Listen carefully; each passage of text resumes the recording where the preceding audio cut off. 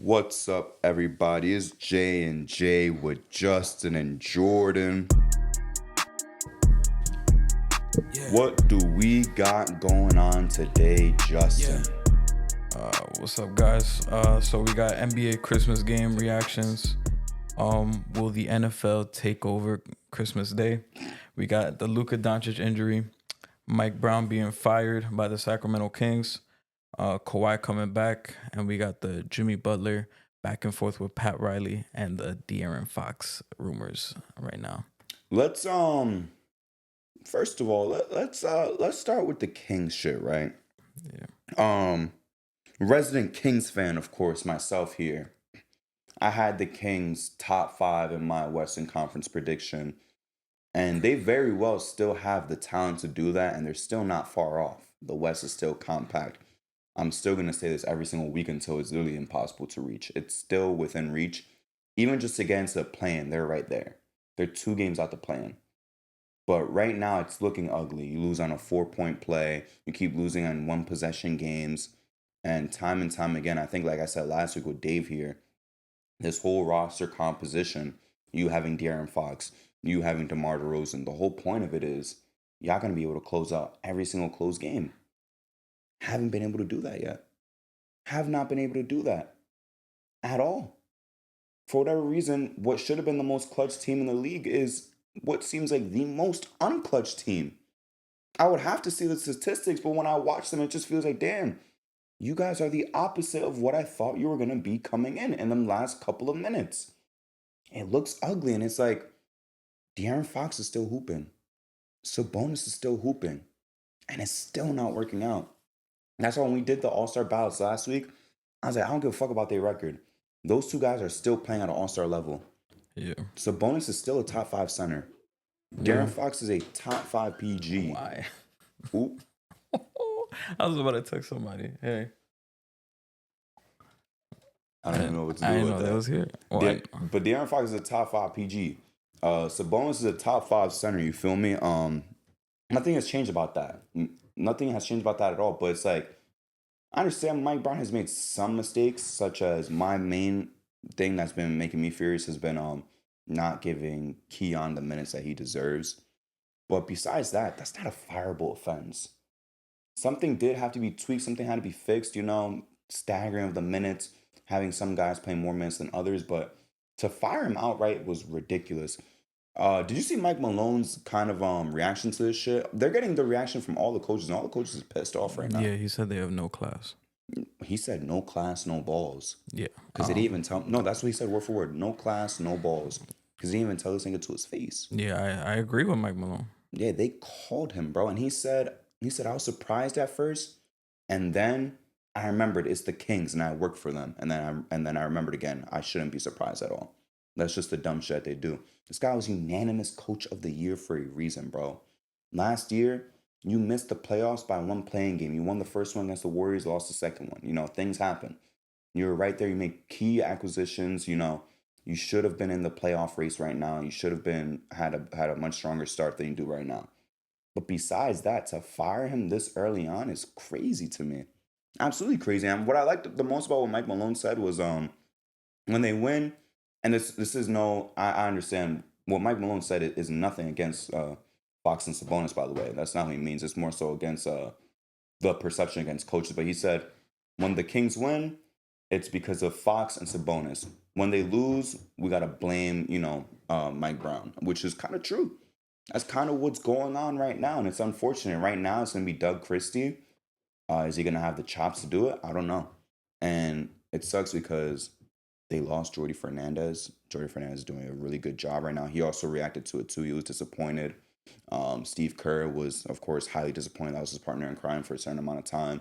I'm trying to think if anybody else had a certain reaction to it, but that was the main 3 that I saw already so far. But it's not looking good right now for Sacramento at all. I just think that the DeRozan move is not looking as good as I really thought it should be. It's not looking as good as everyone else thought it should be. It's looking like a negative more than it should have been a positive. Yeah, bro. It's I actually feel bad for Mike Brown because I really I don't think he's a bad coach at all. And the best thing that happened to this Kings franchise was him becoming the head coach. And we saw those clips where he was running those practices, like he was actually going live with the team, and he was kind of trying to change the culture because it was so bad in Sacramento for so long. And that first year he was there, they made the playoffs, and that was like the brightest thing they could do. And he shifted everything. Like I mean, like real fans have known how good De'Aaron Fox is, but it felt like when Mike Brown got there, it reached like a different level. Like maybe the counting stats wasn't like significantly different, but we saw in his game like just certain shit. Like, oh yeah, he's matured a lot as a basketball player. And then Sabonis has always been a good player, especially with the Pacers, but with Sacramento, he's looked like a legitimate. Like some nights we talked about it on past episodes. Like yo, he looks like the best guy on the team some nights, and then other nights it's De'Aaron Fox. And like you said last episode, they legitimately have two all-star players on their team. Um, the DeRozan move is kind of looking like the main like detriment of this team, just because last year they weren't this bad. Like last year, I think they really just fell victim to we didn't make any offseason moves, and people kind of know who we are, and that kind of it hurt them. And then going into this season, they're like, all right, last year we got hurt because we didn't make any moves. Now let's try to make, instead of making moves that'll like help the team, they was like, nah, we got to make the move, because this NBA offseason was kind of crazy. We had the Paul George shit. I know it's not working out, but names like some of these owners, they see this shit and they're like, oh shit, I got to make something happen. The fucking Mikal Bridges trade, the Cat trade, all this shit was going down. Sacramento felt the need. They had to do something. So they went with DeMar DeRozan, who I'm not gonna lie, I was a fan of the trade when it when it went down, because I'm like, oh, you get another closer in the clutch time, because this team was losing close games. They were in a lot of close games, and they just couldn't finish the games off. And then you add another mid range scorer for potential like half court settings. So I thought this could have been good, but it's been a nightmare because the defense is atrocious. They take so many middies, like it's insane. Like you would think this is like 2003, like it's it's crazy. But responding to that with firing Mike Brown, I don't think that was the way to go. And I think Sham said he was fired after, like, I think they had like a 15-minute practice or some shit. Like he held a practice, and I think they fired him right before like they were going on the flight. Yeah. So yeah, to me that just speaks to like this organization in general, the Sacramento Kings. To me, not just this instance, but this instance is a very big indication as to why the Sacramento Kings are a poverty franchise. Like always have been, and until I see it, they always will be. This team has always been a joke. Since I've been a basketball fan, this team was always irrelevant. They did no right with DeMarcus Cousins. They are failing De'Aaron Fox as we speak. This could possibly be the end. I personally think it's the end for De'Aaron Fox. He should ask for a trade, because this shit isn't going nowhere. And there's no move. There's no Phil Jackson isn't walking through the door. There's no coach out there right now that's gonna be like, oh yeah, we're gonna flip the season around. They have the talent, but it's like this Western Conference is stacked, and it is a lot of ground to make up. And I think you and I both agree that DeRozan trade is kind of like the big glaring hole, because it's like, oh yeah, we're gonna sign a guy who doesn't play defense and takes hella middies in 2024. Yeah, when our strength was pushing the pace and being a fast team and just going out controlling the glass with Sabonis and having another option as a playmaker in the half court, they just kind of went away from that. Not playing Keon Ellis. It's like a completely different team from the 2023 Kings team that was my favorite league pass team. It's like a completely different team at this point. So it's like, yeah, bro, there's no home run move for the Kings to salvage their season. I think it's pretty much over. De'Aaron Fox should go on Zillow right now and start looking at houses next to Daniel, because I I think the Sacramento shit is over. The Kings will always be a fucking poverty franchise. Man, the thing is, it just sucks because for the first time, like you said, where it seemed like they were turning things around 2 years ago, and even last year, I wouldn't say last year was a failure. They just missed out, barely missed out on the playoffs. It was still a progression. Um, the first 2 years of looking competent, bro, in our basically in our lifetime of watching ball, like you said, it's all going down the drain right now. And Vivek is fucking out of his mind right now, to be honest with you. Him and the whole front office is out of their minds right now. And it just sucks because if this is truly what pushes De'aaron Fox out the door, again, speculation, he still hasn't requested anything, but this is what pushes him out the door. Like, again, like you said, Boogie wanted to be there. Halliburton wanted to be there. He wanted to be drafted by the Kings. He wanted to be there. De'Aaron Fox wants to be there. And you driving them all away. And for what? The thing is, if you tear this all down, like this is the best team you've had in nearly 20 years, right? You tear this all down, then what do you have? It took you guys this long just to build a team this good, just to make the playoffs. Fuck a championship. Fuck a finals appearance. Fuck a conference finals appearance. Fuck winning a series. Making the playoffs. It took you this long to create a roster. This long. And you think you could just do that all over again by tearing this team down? Yeah, I don't trust him to do it Absolutely again. not.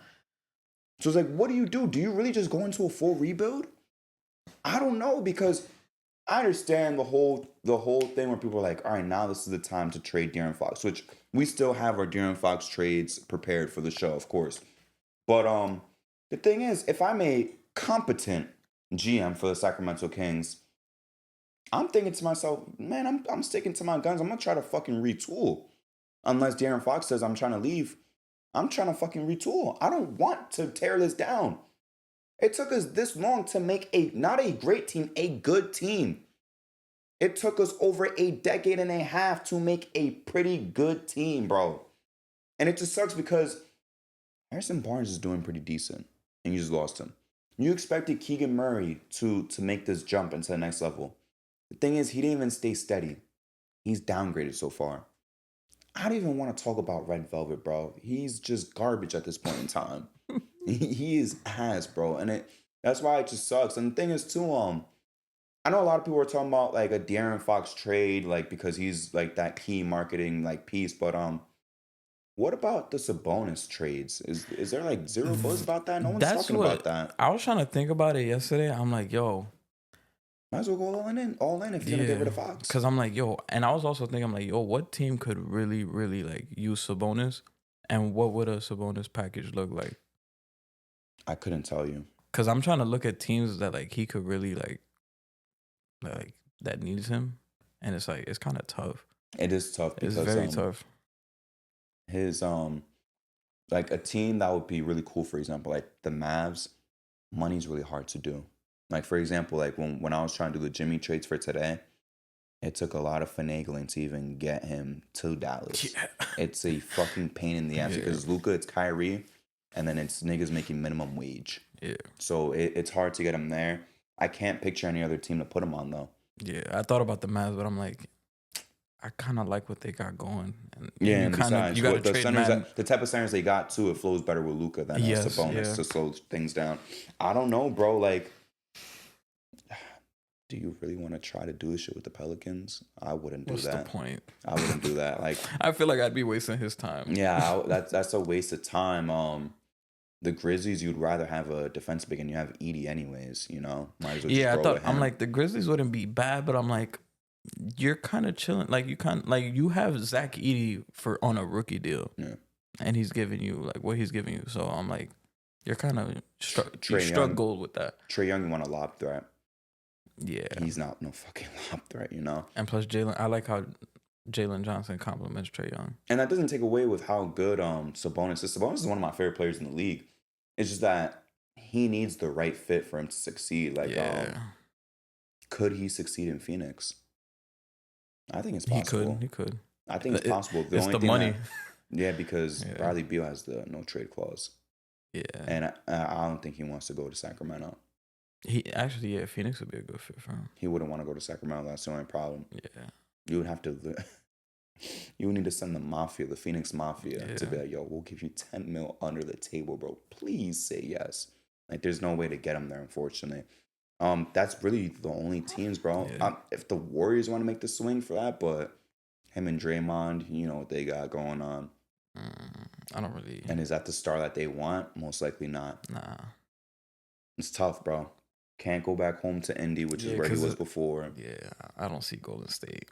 Because it's not like, yo, Steph is double team Sabonis. We need you to give us like 30 and 20. Yeah, Mini got they big. He doesn't fit with us. Unfortunately, he doesn't fit with us. And I wouldn't want to run double bigs. Hey, man, what? You want to go to Portland, finish your father's legacy? No, man. No. We're not doing that. Lakers? AD could cover. I hate to force like the Laker narrative, but AD could cover for his defensive deficiencies. And it's the star name, too, next to LeBron. And you make that pseudo big three. You give them another. And the Kings are stupid. They would take D'Lo and Rui and bullshit. Yeah, they would. They're stupid. They would. I'm trying to figure out how that shit would be, though. Like, I don't know. It's interesting, but I don't know. I feel like the LeBron and Sabonis pick and roll will be kind of. But I'm talking like LeBron's like 30 fucking 4. LeBron will have to play way more off ball. Way more off ball.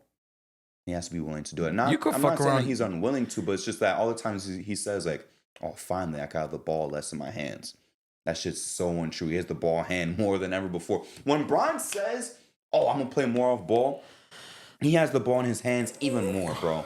It's just bullshit that he's talking about. That's crazy. Thinking about a Sabonis AD pick and roll.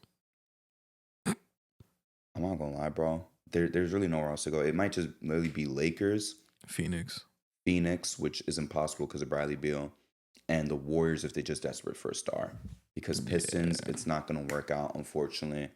The Bulls, they're already dealing with their shit with Vooch. I'm not gonna lie, Thunder would have been cool before they got iHeart.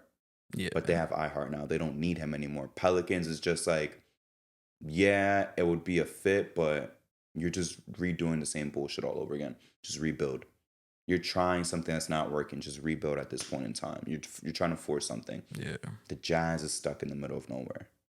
We don't want to put him on the Jazz. Yeah, you're just wasting his time. You're wasting his time, and they got you're Larry. wasting the Jazz time too. You got Larry there too. And Walker Kessler. Yeah. Get all the white boys together. You feel me? And then Charlotte. Not really feeling that. If I'm Sabonis, I don't know how I feel watching LaMelo step back 3 and I haven't got the ball the last 3 possessions. And B Mills too. Yeah, and B Mills. And then Trey Mann. And then it's like imagine that you B Mills and fucking LaMelo on the bench is like finally, and then you Trey Mann can stand at the scores table about to check in. It's like fuck. And you got Josh on TV like, yo, give it back to Trey Mann, bro. And it's like hold on, nah, I don't think. Maybe the Raptors will work. Maybe you could maybe entertain a Raptors thing, but you'll be accelerating the you kind of be accelerating their timeline. That'll be more so be an off-season move than a move right now. I don't see because they need a pick right now. I don't see Jakob Poeltl being there for much longer. He's cool right now. Yeah, he's not a guy that you're gonna need to do that. You need to win, bro. Yeah, he would be cool in Toronto though, but again, off-season, so he's gonna have to. He would suffer. be cool. He's gonna have to suffer in Sacramento until June, July-ish. But the whole point is a lot of people are talking De'aaron Fox here, to the Rockets, to the Lakers, to the Heat, to fucking wherever, you feel me? But no one's talking about Sabonis. It's like, if you're going to get rid of Fox, get rid of Sabonis too. There's no point in just keeping Sabonis. You're not going to go anywhere. You're just going to be a middling team again. With just Sabonis, you're going to win 38 games. And what's the point of that? To get the 12th pick in a draft that's pretty fucking top heavy? You don't want that. Yeah, when's the last time the Kings got the number 1 pick? I don't think ever. If you want to be honest with you, I don't think they've ever had the number 1 pick. Unless I'm wrong. I feel like they've never had it. Wait a second. What pick was Billy? Was Billy Owens the number 1 pick? I think he was. I'm about to check. If he was the number 1 pick. And I still fucking hate the Warriors for trading Mitch Richmond and breaking up Run TMC to bring in Billy Owens, bro. Fuck Billy Owens. He was the number 1 or the number 2 pick. Billy Owens was the 3rd pick. I don't think they've ever had a number 1 pick then. That's fucking crazy. I don't think they've had a single number 1 pick. Oh, they did. Who? 1989, Purvis Ellison. Nervous Purvis. Yeah, never nervous Purvis. Never in service. Wow, bro. Can I read his nicknames? Yeah. Never nervous Purvis, out of service. Out of service, yeah. I said That's never in crazy. service, out of service Purvis. And he was always injured, bro. And he went to the Wizards. That's crazy. Out of service. What about Big O? Does he count shit. technically? Oscar Robertson. He was Cincinnati Royals. But they Kings. Does that count? If you want to. 1960. I believe they inherit the Kings' history, unless I'm mistaken. So I guess him and Purvis. That's the only 2 number Purvis 1 was picks. their last one, 1989. Yeah, bro. And the league has no reason to rig them to get a number 1 pick if they miss out on these guys. Who's been their highest pick since? Keegan Murray? I was about to say De'aaron Fox. Keegan Murray was 1 spot higher. Because he was 4th. Yeah, he was 4. Have they ever had a top 3, though? Top 3? Oh, Bagley. Bagley was 2. Yeah, bro. That move really stalled their franchise, bro, for decades. I'm telling you, man. De'aaron So many Fox, shitty picks, bro. but that was the nail in the coffin, bro. Yeah, it De'aaron was. Fox and Luka Doncic, bro, with surrounding 3-and-D players and a 5-out offense, They would have been cooking the league. they would be champions. I don't care if that sounds hyperbolic. They would be. Him and Kyrie just went to the finals, right? With 3-and-D guys and some lob threat centers. Imagine a slightly less skilled Kyrie, but with defense and just as clutch. Absolutely, I think they will go to the fucking finals if they had De'Aaron Fox and Luka Doncic pairing. But again, it's the Kings, bro. Would they even make those additions around them? No. But the bad picks, like you're talking about, Papagiannis, Cauley Stein, and that's while having Boogie Cousins, bro. And he was Thomas pissed. Robinson. Stauskas. Nick Stauskas, yes. That video, like I told you, is the funniest shit. Watching Vivek obsess in the war room saying, "Nah, we need Stauskas." Everyone else is like, "Oh, we should grab this guy." No, Stauskas. We need Stauskas. I'm not gonna give him shit for taking Ben McLemore. No, I love Ben. I'm not McLemore. giving. I was so hyped when because he was like Ben consensus like top 2 like in every mock. Yeah, but taking Nick Stauskas the year after you drafted Ben McLemore, that was some shitty shit to do. Jimmer Fredette. Terrible pick. Yeah, Jimmer Fredette. That was crazy. The only pick that they really hit on in like the last decade and a half has been Boogie, Fox, and Keegan Murray. Because I think Tyreek Evans just misses out on that timeline that I set for myself. Would you throw Hallie in there? Not really. No, because you got rid of him. Yeah, you got rid of him. But what's it called? You know what's crazy? He's not your success story. I'll never forget. No, like a lot of people are like, Kings, please. Like it's like the media was like trying to force them to go back to their bad ways. Because I remember that 2022 draft. Everybody and their mama wanted them to draft Jaden Ivey. Everybody, bro.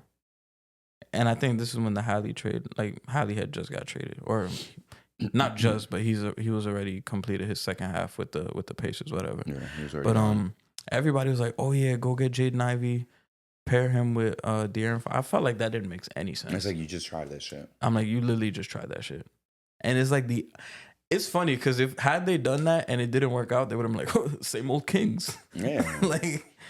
But Oh, wow. And I remember people laughed at the Keegan Murray pick, but when that went down, I was like, I think that was the best move for them. Absolutely. It's just he's stalled right now, but it's still early in his career. Yeah. I do wish though that he made some sort of jump or at least kept it steady, but his stock is a little bit down right now. That Jaden Ivey shit was so lazy, bro. Just because his haircut, they was like, oh, he's the next John Morant. You said because of his haircut. Yeah. Yo, that is a crazy That was the assessment. laziest comp ever, You said bro. because of his haircut, bro. Yeah, that's actually funny. I like that one. They said because of his haircut, he was the No, next they John didn't say Morant. that, but I assumed that because I'm like, bro, he's not John Morant at all. No. It's just he has the same fucking haircut. He has aura. After that, and yeah, cool highlights. he And cool highlights. it hasn't happened yet, but shit, he ended the Kings franchise. Bro, it's just the Luka pick, bro. To me, the Luka pick, man. Even if they pick fucking Jaren Jackson, The bro. Luka pick, yeah, that was the nail in the coffin. And the thing is, after the I'll never forget because this is even revisionist history. It was always that Ayton was 1, Luka was 2. There was never any other different thing. It was never no different consensus. It was no Jaren Jackson was gonna be in the mix. It was never no Bagley was gonna be in the mix. It was always consensus 1 Ayton, 2 Luka. What's up? You know, it's another bad pick. What's up? That we kind of don't talk about. Davion Mitchell. Yeah, but it's like That wasn't like a it's big not like deal. top 5, top 7 though. The It was ones a little bit the far ones out. that bother me the most, the Cauley Stein one bothers That me. one was stupid because you had Boogie. That one bothered me the most. But who came right after Cauley Stein? Oh, the year Cauley Stein was 2016. No, I'm saying like in that draft, yeah. Like what players came after him? Let me. Cauley Stein, you had Emmanuel Mudiay, Stanley Johnson, Frank Kaminsky, Justice Winslow, Miles Turner, Trey Lyles, Devin Booker, Cameron Payne, Kelly Oubre, Terry Rozier. Now let's be realistic. You're not gonna get Devin Booker because you don't know Devin Booker's gonna be Devin Booker. But I would have picked up Moody if I was them. I would have picked up Cauley Stein, obviously, or Kaminsky. I don't remember who their point guard was. IT. It was Rondo. IT was gone already. Yeah, IT was gone. IT was a Celtic. It was most likely Rondo, if I'm not mistaken. But I would have picked up Moutier. I would have took Mudiay. Or I would have picked up Justice Winslow because they still had Rudy Gay. But the thing is, I would have rather had someone to replace Rondo or someone to replace Rudy Gay than someone to try to replace fucking Boogie with Boogie on my roster. Shit makes no sense. It's not baseball. And this was like peak Boogie too. Like, Yeah, that's what I'm saying. It's not baseball. There's no minor leagues. yeah, Papa Giannis at 13. Papa Giannis. Malachi Richardson at 22. Scala BCR at 28. Shit. Scala BCA, bro. What happened to him, Listen, man? okay, the Scala BCR at 28, I'm not that mad because That was like a value pick because he was supposed to be a top prospect. he was bro. a top 2 high school player and you got him at 28. I'm not mad at that. You kind of trying to see what you got there. Malachi Richardson, whatever. Justin Jackson at 15, 2017. Kind of a mess. Harry Giles at 20. That was another, like, all right. That's a gamble. I'll give them kind of credit for Frank Mason at 34. That's a pretty good value pick. Yeah, and then Marvin Bagley was their only pick in 18. 2020, Halliburton, Robert Woodard. I don't even know if he's in the league. Jamias Ramsey, Kenyon Martin Jr. 2021, you had Davion Mitchell and Namias Keita. Both of those motherfuckers aren't on the team. Keegan Murray, 2022. 2023, Colby Jones and Jalen Slauson. I don't even know if they're on the team. And then 2024, Devin Carter, who hasn't played yet. Unfortunately. But I do know he's going to be an impact player when he plays. It's just, I do think, too, that if he was playing, he would be making a big fucking difference right now. Not yet. It's just a shame. It's unlucky what's going on with him. But like I was saying, though, like, it was consensus Ayton and Luka was 1 and 2. And that's why I'll never forget, like on Reddit and Twitter, when the Suns won the lottery and they revealed the Kings number 2 and shit, people saying congrats to the Kings, like, y'all gonna get Luka. Obviously congratulating the Suns for getting in, but they was congratulating the Kings. They're like, oh, they're gonna get Luka. Kings fans were excited they was gonna get Luka. Obviously draft comes and it's a major fucking letter. Even in the moment, you could even come up with an excuse. You could even cope with the fact of getting Marvin Bagley over Luka. Even in the moment, they were like, yo, this is a big fucking mistake. Why did we do this? This was a stupid move. And if you ask me, bro, assumption, I have no evidence at all. This is just me guessing. I think it's Vivek's fault. It's probably him just thinking some bullshit and picking. I think the Marvin Bagley pick is most likely on him, to be honest with you. I truly believe that everyone else probably wanted Luka, and he was just like, oh no, why don't we get Marvin Bagley? Trying to be smarter than everybody else. Same shit with the Stoskey shit. He wanted to be smarter than everybody else, and he looked stupid. He might be the worst fucking owner in the league, to be honest with you. This is worse than peak Dolan. Oh, hell yeah. If you want to be honest with you, I know we bitched about Dolan a lot during the darkest days. This is worse than peak Dolan, bro. At his worst. Yeah, bro. At his very worst. So the motherfuckers calling us the Kings, the West Coast Knicks, no. No, never. It's embarrassing, We've bro. as garbage as we were, like in our dark days, we were never this garbage. Like, Nah, come on, Justin. We was missing picks that bad too. We wasn't doing too hot neither. It's just that our saving grace was like a Carmelo Anthony. And then the pick that we hit on, again, we got rid of, just like how they hit on a Halliburton, we hit on a Porzingis and we got rid of him. you can never talk me out of a 16-year playoff drought. I don't care what nobody says. That's like garbage. Never. We had 8-9 years. 16 is crazy though. I know 16 is crazy, but we had 8-9 years, bro. Our shit was not short. Ours was what, 7? And hours before Amari came to town was what? That shit was long too. Was it that long? Because I remember we made the playoffs. We made it like in 03. I remember we made it in 04. So I said another like 7-8 year stretch. I'm about to find out right now. So that's the Isaiah Thomas we days, bro. We got Amari, what, summer of 2010? 10-11 is the first season we had him. All right. So yeah, so prior to that we didn't make the playoffs since 04. 03-04. 03-04, yeah. So that's 7/8-ish years. 3, 4, 5, 6. Yeah. 7-8 years, yeah, bro. That's a pretty fucking significant drought. It's not 16, I understand, but we had one 7-8 year drought, made the playoffs 4 years in a row, then had another 7-8 year drought. That's pretty fucking bad. Yeah, it's bad, but still not Kings bad. It's still pretty fucking bad though. Like, to be honest with you, like the only two teams that was worse than us, that was suffering worse than us, was them and the T-Wolves. Yeah, T-Wolves was bad. That's it. T-Wolves was... That's it. Nobody else had it. Nobody else was worse besides those two guys. Honestly, we was the top 3 worst and suffering, bro. Even the Nets had it better than us at that point in time. Nah, yeah, the fucking Brooklyn Nets had it better than us. A lot of teams had it way better than us. Yeah, I don't know. Try to make 3 straight playoffs before you gotta talk to us. That's all I'm gonna say. That's crazy, bro. I'm not letting niggas disrespect my West Coast team. We're not doing that shit around here, bro. Before we go into the trades that we created, though, let's talk about the Jimmy Butler trade situation.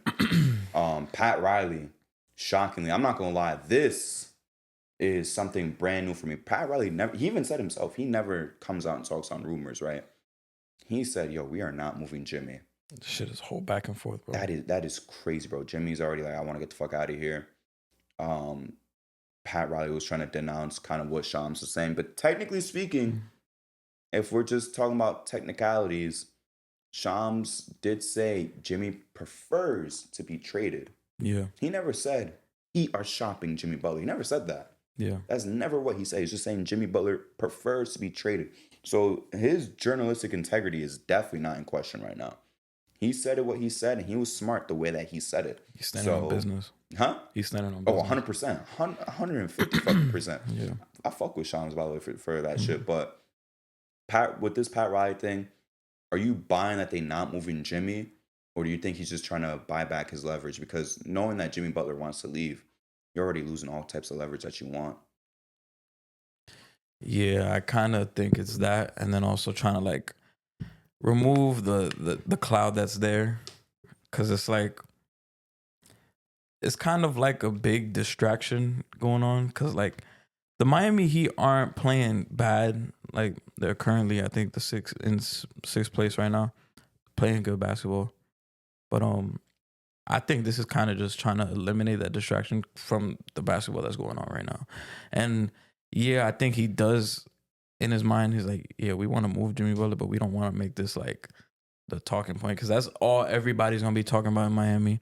The team is playing pretty decent right now, so I think it's just trying to like to silence the noise and like just give us time until when the time comes. There's gonna be no talking. It's just gonna happen.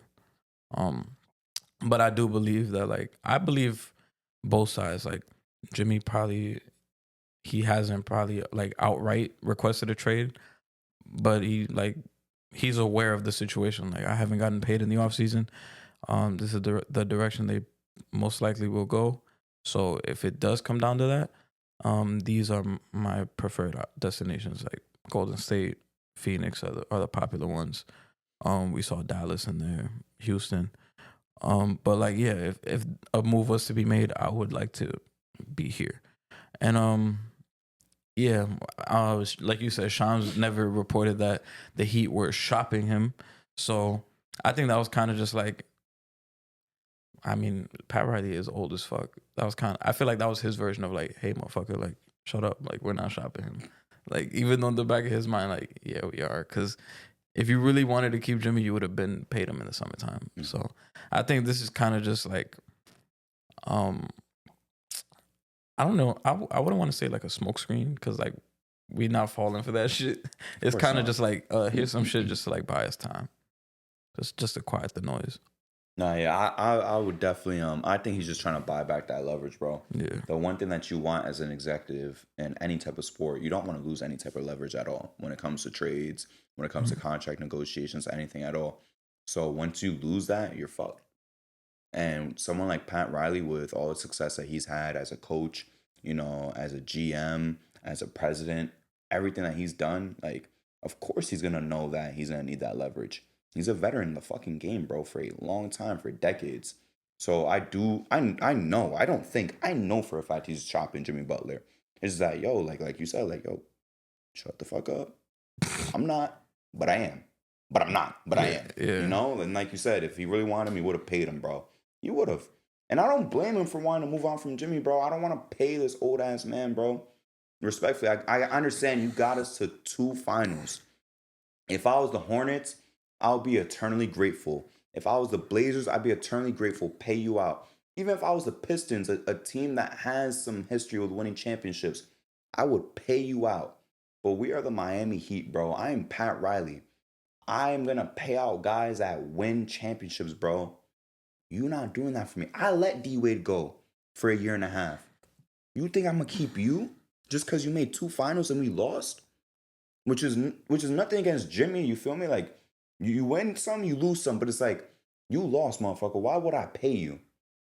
I don't got to pay you no legacy deal. I don't owe shit to you.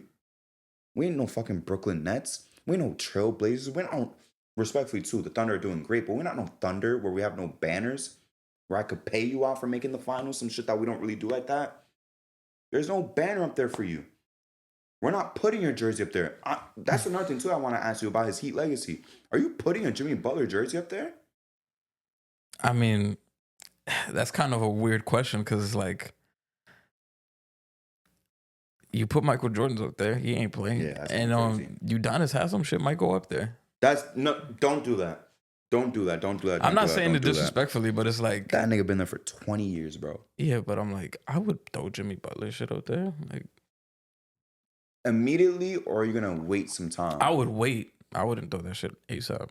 Like after he retires, I'm making that nigga wait, bro. Respectfully, because the thing is, he's been there for a couple years. Yeah, we made the finals twice, but besides that, it's like, where does he rank as a Miami Heat? The big 3 is already obviously above him. Is he better than Alonzo Mourning? No. Okay, so he's already out of the top 4. Tim Hardaway or Jimmy? That's the debate. Yeah. That's basically the debate right there. And I'm not gonna lie to you, I'm leaning Jimmy Butler. I would So he's a top 5 Heat, sure, but I would still make him wait. He hasn't been there for long enough, and unfortunately, we didn't win with him. So I would make him wait. So would you wait till after they retire Bron and what? After Bron and Haslam? Yes. Yeah. Bro, I'm throwing Bron. Once Bron says, I don't care, bro, if this is glazed. Once Bron says, hey, my retirement tour, that game in Miami, Bron's last game in Miami, That shit should just be coming down. yo, it's going up right now, buddy. There you go. Right before the game. That's what I would do. But I love the King, you feel me? Like, that's different. That's what I would do if I was Pat Riley, but Pat Riley probably wouldn't do some shit like that. But absolutely, Jimmy Butler shit would, under no circumstance, even if Jimmy Butler retired 2 years from now and Bron played another 10 years, I'm waiting for Bron to retire before I put Jimmy shit up. There's no way I'm putting Jimmy's jersey up before LeBron James. Nah, yeah, you got to do Bron, Haslam, then Jimmy. Yeah. Absolutely. I'm not gonna lie to you, this is when Jimmy's gone, bro, this is gonna be the test for Bam. Tyler Hero's doing his thing. Tyler Hill's looking like the best player on the team. I am going to be... When Jimmy's gone, bro, I'm going to have the illest microscope on Bam. Let's see what you do without Jimmy Butler, nigga. I'm really curious. I want to know what you could do without him masking all of your deficiencies offensively. Let's see you take that offensive jump that we've been waiting for your entire fucking career since you've been drafted. I don't think it's gonna happen. It's not gonna happen. This is what, year 7? Fuck. I think He's in the 17 draft. I think this is year 7. So that's technically year 7. 17, 18, 19, 19, 20, 20, 21, 21, 22, 22, 23, 23, 24, 24, 25. year 8. Oh, this is year 8. Yeah. Shit. I wish this was like baseball where it's just 22, 23 towards just 1 year. Or like football. Yeah, yeah, but because like that 2 years mixed into one season is kind of hard. But this is year number 8 for him, bro. No offensive jump yet. Almost a decade. This is why I'm always gonna sleep on Bam. When it comes to him as a complete player, defense, yeah, I'm always gonna respect. This might be who I couldn't tell you a guy that's like damn near 10 years in and all of a sudden it's like a different person. Steve Nash. Yeah. That's it. But yeah. That's it. But that's why he's an anomaly. But besides him, nobody else. Yeah. But even then, he was an all-star. Even too. Steve Nash was like he wasn't playing in the beginning, so he had an excuse. And then like he showed you some flashes with Dallas. He was an all-star. And then it was like I think he was all-star twice. He was all-star twice, yeah. But no all-NBA. That might be a lie. I might be wrong on that, but I don't think he was all-NBA. I think he made 2 all-star games. I don't think he was all-NBA, but even then, at least he was an all-star. But like, yeah, Steve Nash is the only guy where it's like, after about 10 years, his game changed. Yeah. Bam, not expecting that from him. It's over. He is who he is. I'm not gonna ask him anymore. And Steve Nash was older coming into the league. Yeah. Last year, I asked him to make an offensive jump. Start of this season, I asked him to do it again. Next season, I'm not doing it. I'm not, and that's what's gonna keep him. Last season, I had him on my top 25 too. This season, I kicked him off. He's not gonna make it next season either. It's over. I don't think he'll ever make any of my top 25 lists. I had him this year. He definitely not making it next year. He didn't make my honorable mention this year. I don't think I'll ever put Bam in the top 25, and that's what I'm saying. When Jimmy's gone, that's going to be what exposes him, bro, to be honest with you. This is going to be a bad look for him, bro. Bam not putting up no 23. Yeah. Tyler Hero's going to do his thing, and if anything, he might explode even more. Yeah. Bam's just going to be cooling, just sitting in the corner, doing his thing offensively. Defensively, still excelling, but offensively, bro, He's not gonna be doing shit. I don't think he's gonna make another All-Star game. And it was funny too, because you're like defensive center, and all these centers are cooking you. Yeah. Which when that clip went up, a lot of people's quote was, "Okay, well, when you play defense, that's kind of what happens." But it's like, bro, the whole point of the clip was you're not stopping the elite ones, which I understand, but you're also not slowing down the All-Star ones like a Cat or a Sabonis. You should at least be able to slow down the All-Star ones once in a while. Cat was having his way. Yeah, like I understand if you can't stop Jokic or Embiid, but you should at least be able to stop Cat once in a while. This nigga owns you his whole career. You should at least be able to stop him once in a while. You should at least be able to stop a Sabonis once in a while. You should be able to stop a guy like Şengün once in a while, but you can't. Yeah, you can't. It's like, but he's switchable, okay? So is most of the league, bro. Most of the league is switchable. Like that's not a trait that's like such an anomaly anymore. That's not unique anymore. When Draymond was doing it, it was like, oh my God, he could switch 1 through 5. When Braun was doing it in 2013, oh my God, he could switch 1 through 5. There's a lot of fucking players that could do that now. It's not that impressive anymore. It's really not that impressive, bro. So how guys that guard 1 through... Bro, Josh Hart guards 1 through 4. Yeah. Josh Hart legitimately guards 1 through 4. Precious, I'm not going to say he could guard 1s, but Precious could guard 2 to 5. You feel me? A lot of these guys could guard 4 positions at once. I don't give a fuck that Bam could switch 1 through 5 anymore. A lot of guys could do that at this point in time. So it's like, he doesn't really impress me anymore at all. But Justin, let's hop into these trades that we made. I'm not going to lie. I feel like a lot of them are going to be similar. I got one, to be honest with you. One that's kind of out of this mind that you kind of have to prepare yourself for. It's going to be a little bit hard to follow. So I have 2 Jimmy trades, I have 5 Fox trades, Damn. and one of them includes Jimmy. Damn. Because I'm not gonna lie to you, the Fox ones are much more interesting to me than the Jimmy ones. The Jimmy one, because here's why too. I didn't do Jimmy to the Suns because that's just a one of one him and Beal. I didn't include that, and it'll be picks and shit like that. But it'll also have to fall on Beal having to agree to it. What website did you use, by the way? I use Sport Track. I use Fanspo. Yeah, that's fine too. So you want to start with De'Aaron Fox? Yeah. Start with your first trade with De'Aaron Fox. How many De'Aaron Fox trades you got? I have 2. All right, go ahead. This one is pretty like, I don't like off rip, like real life. I don't know if the Rockets would accept this shit. Actually, no, I don't know if the Kings would accept this, but we also just talked about how fucking poverty this franchise is, so they actually might. So the Rockets would be sending Fred VanVleet, Cam Whitmore, a 2025 first, and a 2027 first for De'Aaron Fox and Kevin Huerter. Okay, so I have the same exact thing, but it's just Fox to Houston for Fred, Cam, 2025 Suns, 2026 Rockets, 2027 Nets. So I didn't put Kevin Huerter in my shit. This one I have De'Aaron Fox. This one's kind of a wild card pick.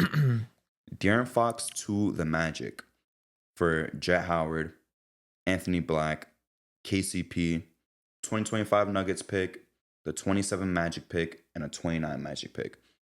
I think, again, you're getting some young pieces back in regards to the Kings. It's not enough young pieces, if you want to be completely honest with you. I respect Anthony Black. I respect Jet Howard. But let's be real, this isn't like blowing you out the water prospects in terms that you would want for a guy that is De'Aaron Fox's talent. But again, Justin, like you just said, unfortunately, this is the Sacramento Kings. Yeah. I do think if you're going to start with a De'Aaron Fox trade, you got to start with 3 or 4 picks. Yeah. I think every De'Aaron Fox trade that I have is 3 or 4 fucking picks attached to all of them, no matter whether the talent's just regular role player guys, starter level guys, prospects. Every trade that I have, if I'm not mistaken, has 3 or 4 first round picks. Go ahead with your next trade, Justin.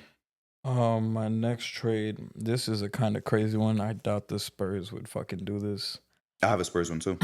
So it's the Spurs would be sending out Keldon Johnson, Trey Jones, Jeremy Sohan, 2025 first, 2025 first via Atlanta, 2025 first via Charlotte, 2025 first via Chicago, 2026 first Atlanta's pick swap, and a 2026 first. All right, so here's why mine's a little bit different, right? And this one might cause some controversy because I know you have Sohan in there. Yeah. I have Fox to the Spurs for Keldon, Trey Jones, like you said, and a nigga that is hooping in Castle, which might be the best thing. Out of all the packages I have written here, this might be the best piece that you could get back, which would be Castle. Hell yeah. Then you would get 26 Raptors or Hawks. I would prefer the Raptors pick. Yeah. 27 Spurs and the 2030 Mavs pick. So you're getting 3 picks, 3 good young players.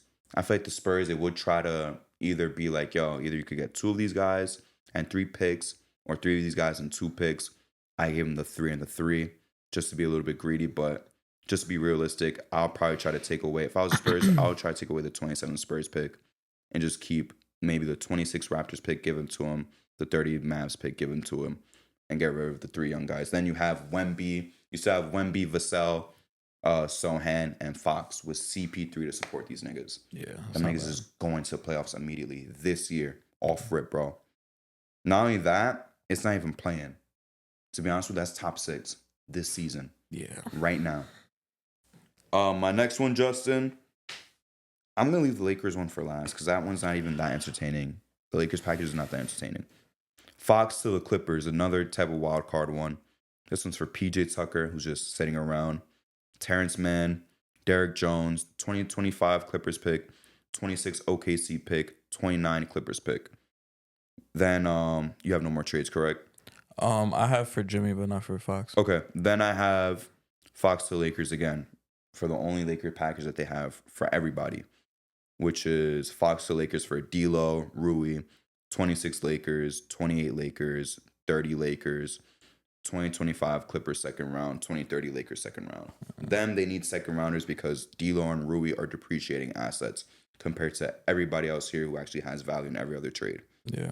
The last Fox trade that I'm gonna do, because it transitions into the Jimmy trade. I only have 2 Jimmy trades. This is the crazy 3 team that I was talking about. So I need you low key to lock in. There's gonna be a little bit hard. All right. Fox, Clay, Najee, and Gafford to Miami.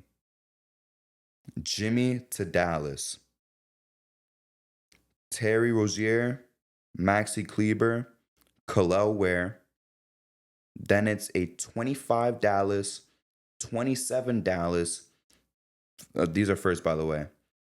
27 Spurs second, 28 Miami first, 28 OKC first, all going to Sacramento. Damn. You would just be getting bullshit back in terms of Terry. Well, Terry will kind of be the headliner and maybe see if you get someone with Khalil Ware and then just get back a fucking treasure trove of fucking picks. Dallas, Avi gets back Jimmy because I don't know if you got Jimmy straight to Dallas, 1 of 1, just them with each other. I couldn't do it. There was no way on Sport Track that I could do it. Just them 2 with each other. So I had to add a third team. So I said, fuck it. I'll add Fox. Miami gets a star back after losing Jimmy. Dallas gets their star. And then the Kings get not just some picks, they get a young center in Khalil Ware, as well as some cap filler. Damn, that's a lot of shit. That's a lot of shit to follow. That is a lot of shit. Damn. That's some 2K ass shit. That would never fucking happen. That is some 2K ass shit. Off topic real quick. Shout out to Eli Manning, who was selected for the 2025 Hall of Fame class. Like he made it. I just got that right now. He made it, or he's up for nomination. Well, they said this is the modern era player finalists have been selected for the Pro Football Hall of Fame class of 2025. So again, that means he made it. Like he was voted in. Like I'm saying, does this mean he's on the ballot, or does this mean that he's made the Hall of Fame? I'm trying to see. I'm like, because I'm still thinking that too. I'm like, is he on like the finalist list, like the final ballot of like, or did he actually make it? That is the confusing I'm a little bit part. confused. But if he did make it, shout out to him. If not, I'm gonna shout out Antonio Gates. Shout out to Antonio an icon Gates. from our childhood. Shout out to Luke Kuechly. I don't know who that is. Antonio Gates, I remember him from my childhood. Yeah, shout out to Terrell Suggs. I remember him. I remember him cooking Skip though. That's kind of what I remember. Supposedly that's Jalen Suggs' uncle. I don't know if you fuck with me or not. They don't even look close to the same. They don't even look the same, bro. But I heard that shit somewhere. Yeah, those Jimmy trades was fucking crazy. I remember when he was like, "Well, you don't like that my quarterback's handsome or something, huh?" That's when he fried him on live TV. Yeah, he was a demon though for Baltimore. I can't lie. It was tough to get Jimmy to get him to Dallas. It was impossible. If you figured it out, good for you. But I don't know if it's a sport track thing, but it was impossible for me. So I have one right here. We could go back and forth. I have one for him to go to the Golden State. Yeah. So Golden State would send out Andrew Wiggins, Buddy Hield, Jonathan Kuminga, Moses Moody, and a 2027 first round pick for Jimmy Butler. That's a good package. Yeah. That's actually a pretty good package, surprisingly. Yeah, because Jimmy's contract is like, damn, like that shit took some tries because it's like you have to cut out this amount of money. And it's like 100%. It's a lot of fucking money, bro. Yeah. His trades were harder than the Fox trades. Yeah, because Fox is making substantially less money than Jimmy, like 20 M's less. This is my last Jimmy trade. Jimmy to the Clippers. Again, you're noticing that I have a Fox trade to the Clippers, and then I have a Jimmy trade to the Clippers because we're also going to talk about Kawhi's return just after this. I think the Clippers should try to make another swing to get an additional star because Harden's playing out of his mind. Zoo's playing pretty fucking good. Kawhi's coming back. They're a top 5 seed right now. Why not make a big swing right now? So this is Jimmy to the Clippers for PJ, Bones, Terrence Mann.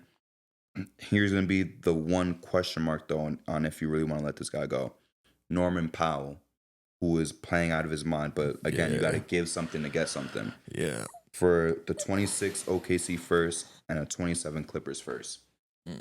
The one question mark is going to be getting rid of Norman Powell. He's playing really good. Shout out to him. I love Norman Powell just for being a PG hater, bro.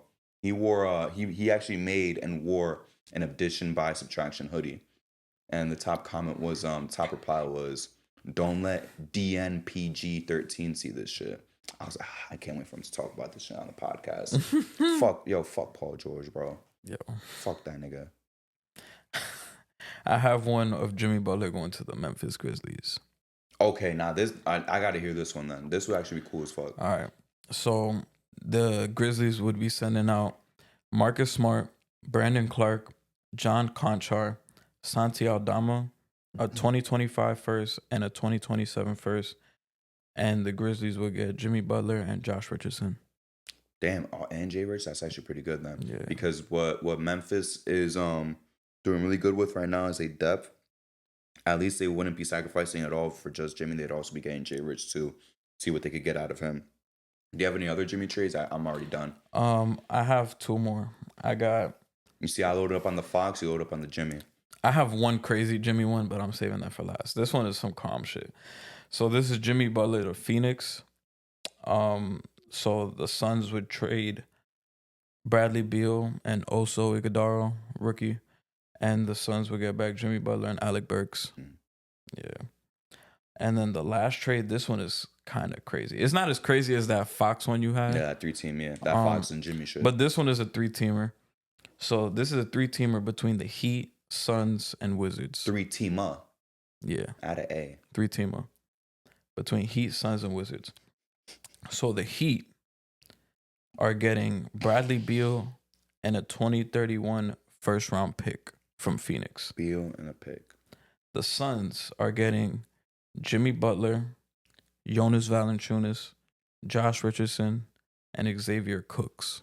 Okay. So they're getting a big and they're getting Jimmy. And then the Wizards are getting Yusuf Nurkic, okay, a 2026 second-round pick, a 2031 second-round pick, and another 2031 second-round pick via Denver.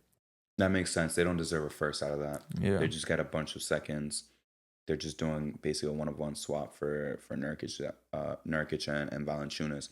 But the only thing is, my only question mark is because they are talking about Valanciunas to the Suns, Valanciunas to the Lakers. Does Valanciunas to the Suns even change the issue that they have right now? Not really. Not really, it's like bro. the same shit.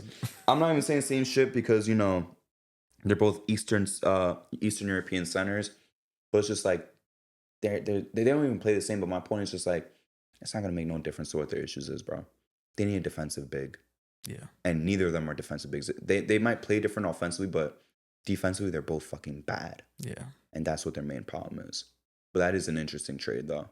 You still get Jimmy. You're still getting some other pieces as well in terms of depth, but you're also getting a different big to gamble with and cutting loose Yusuf Nurkic, who got put on his fucking ass last night by Najee Marshall. Crazy. That shit was that was probably the highlight of the week. Fuck the Christmas games. That was the big highlight of the week, that bro. That shit was funny as fuck. I'm not gonna lie, Justin. Those were actually some pretty good trades. What would you say is I don't want to say favorite, but what would you say is the most likely trade out of any of them, whether it was yours or mine? It could be either Jimmy or De'Aaron Fox. I feel like Jimmy to the Warriors. Jimmy to the Warriors is the most likely? Yeah. I actually think so too because it's such a big package pause for him to actually go to Golden State. And it's a big package, but it's like I don't see Golden State like, oh shit, like damn, we're giving up so much. I feel like they're kind of just like, okay. Yeah. Like Moses Moody, Kuminga, Buddy Hield. The one that's probably gonna hit the most is Wiggins, honestly. Yeah. But it's like you have to do it. Just because of the money. Just because the money. He's making the most money by far. I think my favorite, well, not my favorite, but the most likely would definitely be Fox to Houston because all the noise is the most obvious one, back home and shit. But I guess the follow-up question, most exciting to you. For me, most exciting would either be Fox to... Damn, this is going to be tough. Fox to Clippers would be great because again, with Kawhi coming back, Fox is generally a healthy player. It's another star piece that they can add, right, to make that push to be a contender. And Steve Ballmer is always going to do some crazy shit. Yeah. So it's a possibility. That's like a wild card. That's like a dark horse in this whole event. Magic would be fun too because he's considerably young, and then he's joining that young team, and then he could be that scoring point guard. Yeah. And then you're still not losing out on the defense. And then, of course, you have the Spurs option, which is exciting because of the Wemby factor. If I had to choose between the three, though, I might say the Magic one would be the most exciting for me, though. It's not as realistic as the other ones, but it would be the most exciting one for me. You would have Paolo, Franz. You still keep Jalen Suggs, and you have De'Aaron Fox all on one team. And you're still keeping a Mo Wagner, who also went down as well. I don't know if we spoke about that already on the show. Oh yeah, they're fucking going through it. They're going through it, but you still have him for the future. You re-signed De'Aaron Fox, so you have him for the future. You still have a couple other decent pieces around you guys. That would be a pretty damn good team, and then you're also moving him to the East.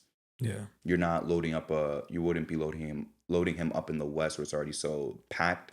You'd be putting him in the East and building like a brand new contender, which would be trouble for us as Knicks fans. But I don't know about you, but I kind of do get tired of when another West team gets fucking stronger. It's like, fuck, where's the comp in the East, bro?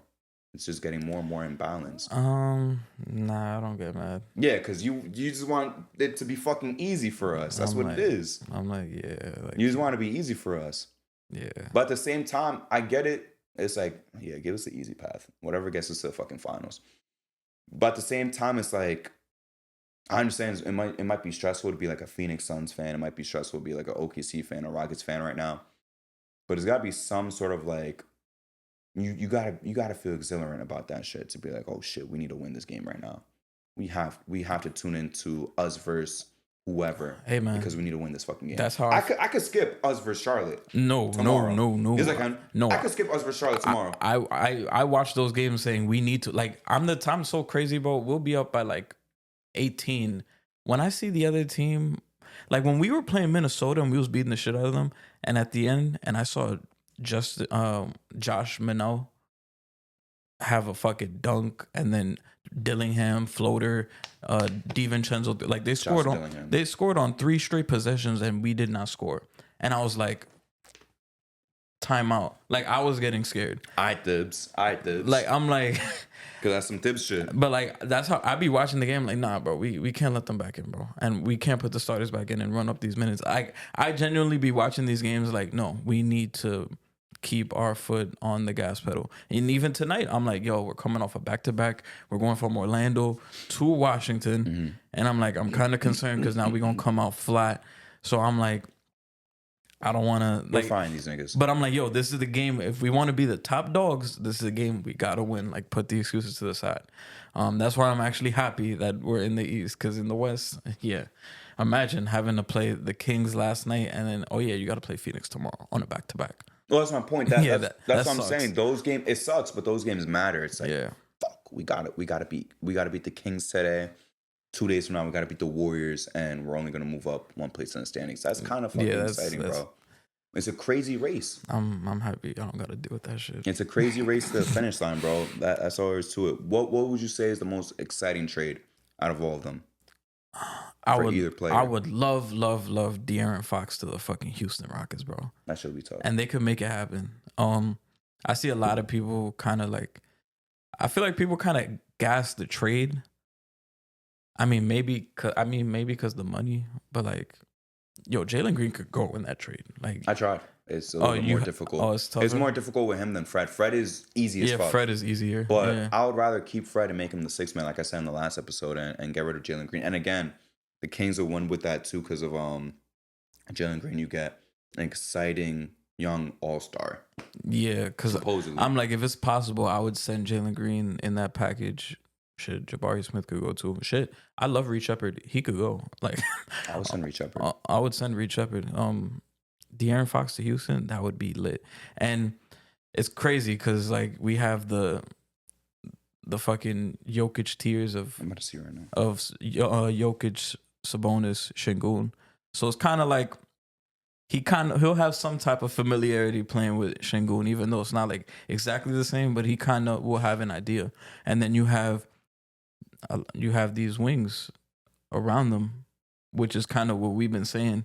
Like, oh, just surround them with some good wings and they could be a competent team. And that's kind of the recipe what you have there. And they need that perimeter guy in the fourth quarter to get them buckets. De'Aaron Fox is that guy.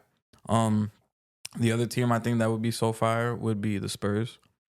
To see Castle go though would be fucking tough, because I do like the idea of like, because the Spurs are in a weird spot where it's like you do want to like keep the young core with Wemby, but then he's so good right now that you kind of just want to jump and just make shit happen right now.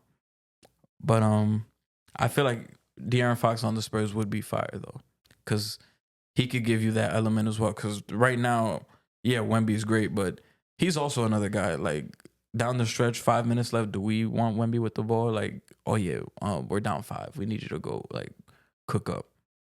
I would rather him and Fox 2-man game down the stretch. I think that could be deadly. This shit is so tough, bro. To be honest with you, why does this shit fail? Oh, what, you trying to get Fox to Houston with Jalen Green? Yeah, it's really difficult, bro. Well, Jalen Green and Reed Shepard. It's much more difficult than Fred, because Fred makes way fucking more money. But it just keeps feeling, even if I had Kevin Huerter, it's very fucking difficult. Even I don't even know how Jabari still on his rookie shit. I try to put Steven Adams, Jalen Green, Reed Shepard, Cam Whitmore against De'Aaron Fox and Kevin Huerter. Didn't work out. If I take out Steven Adams, try to put Jabari, for example. Let's take out Cam, and let me take out Kevin Huerter. I just do it for D Fox straight up. I don't think it's gonna work regardless either. Yeah, you still gotta get rid of 4 M's. Yeah, it's tough to fucking do. Wait, why does it feel you are under the allowable income by 5 M's? I've exceeded 5 M's. So now the Kings got to get rid of 5.5 M's, but the Rockets need to save 5.8 M's at the same time. There's nobody on the Kings that makes perfectly 5.5 M's. It's hard as fuck. And then Fanspo says Jalen Green cannot be traded this year since he signed an extension after September 28th. So regardless, you can't even move him. Yeah, you'd have to wait till the offseason. That's whack as fuck. Yeah. Him to Houston, though. De'Aaron Fox to Houston would be tough, though. But again, Jalen Green, still the odd man out. You still wouldn't fit there.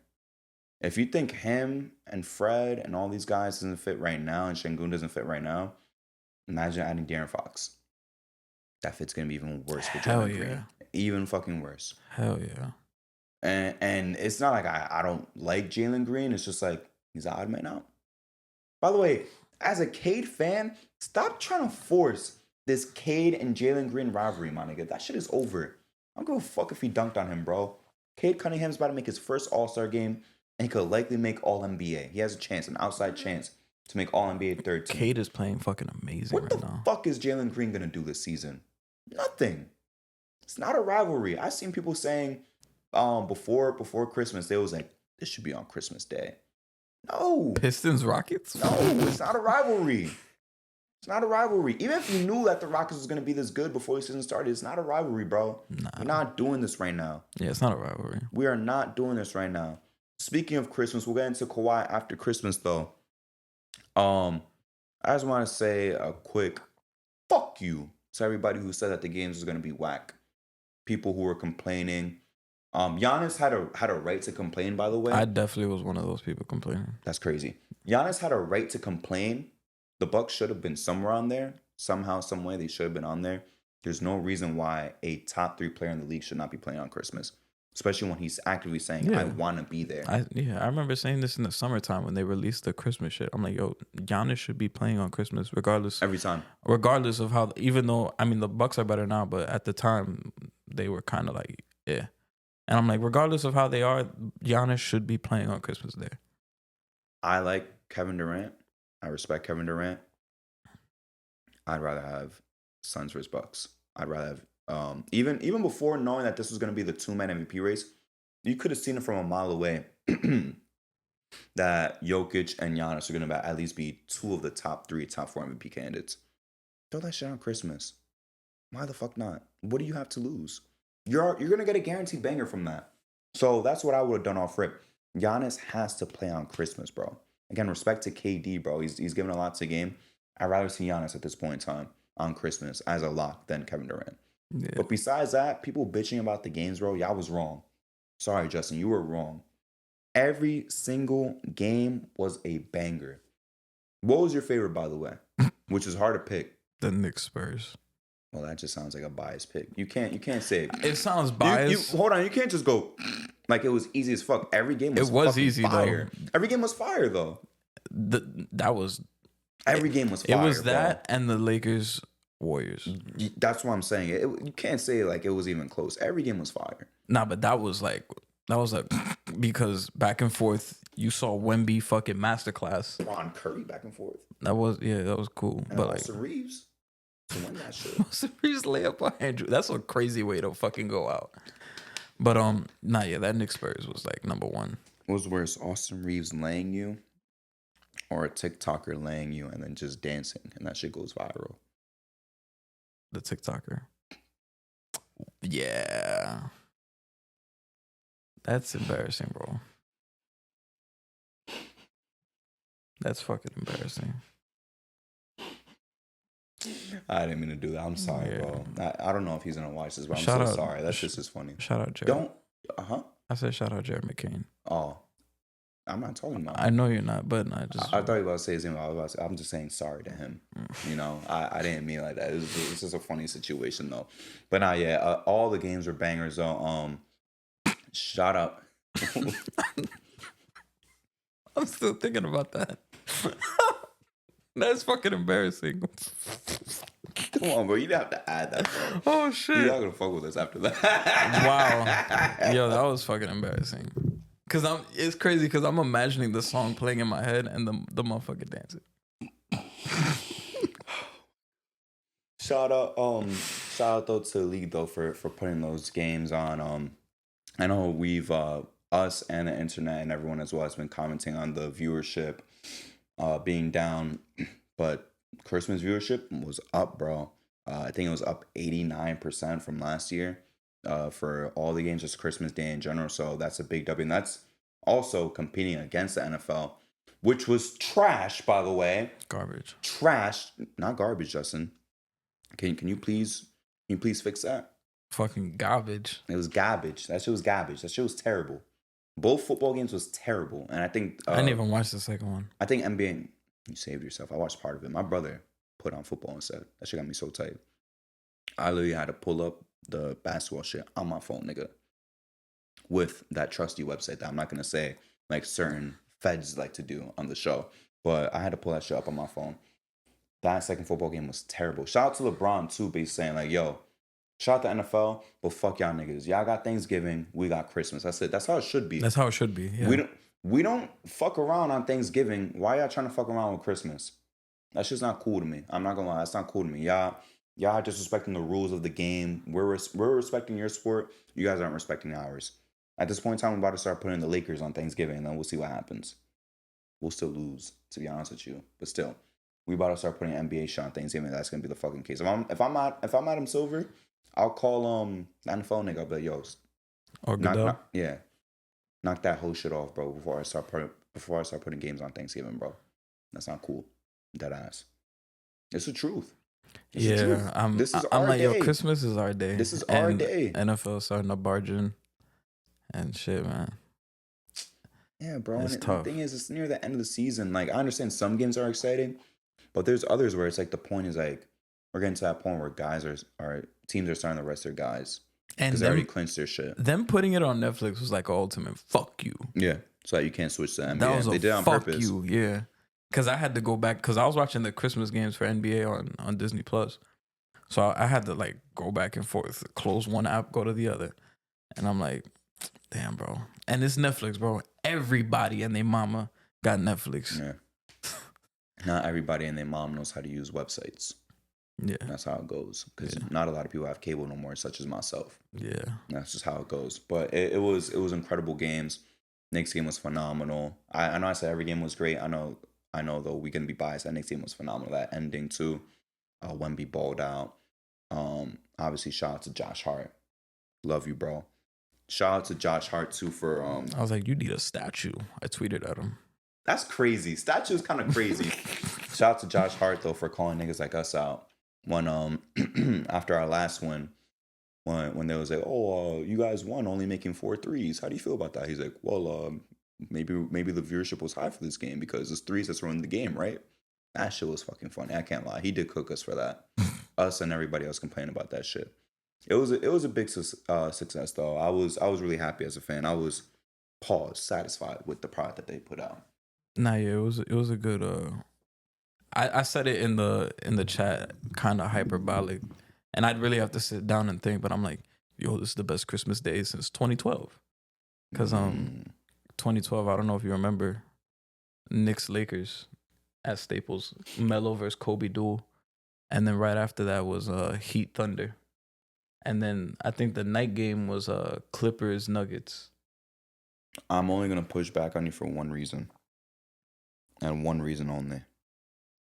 I'm not gonna pretend that I remember the other games from that day, but Christmas 2016, KD Warriors versus that the game Cavs was insane. as one of the best basketball games to ever be played, bro. That was a great Richard game. Jefferson dunks on Klay Thompson, Kyrie cooking, everybody on the court cooking. I think Kyrie had like 40 that game. That was phenomenal hoops right there. And that's when we still thought, damn, maybe the Cavs can hang with them. And that wasn't true. That's when LeBron dunked on and fucking hung on the rim. Yeah, that's when he hung on the rim too. He didn't get a tech for that. I don't remember the other games from that day. I'm not gonna pretend I do, but that was Christmas. Just that game itself, Christmas 2016, Cavs versus Warriors, that by itself can contend with any full slate of games, to be honest with you. That game itself could go against all the games combined from this year. It was that phenomenal. Damn, I'm about to look up the games from that year. NBA Christmas 2016. Yeah, that game was fucking amazing. It was amazing. Okay, I found it. So you had, damn, can I just get the games? Like, motherfuckers put an article. Wemby is playing chess in New York City. Shout out to Wemby. All right. You know how to play chess? No. Me neither. I'm stupid. All right, so the Christmas games that day was Celtics Knicks. I don't even remember that game.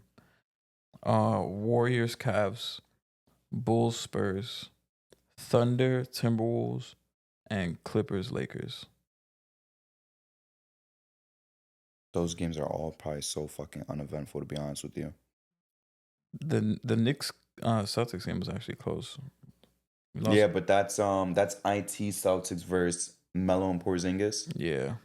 But that's the Melo Porzingis Courtney Lee team, right?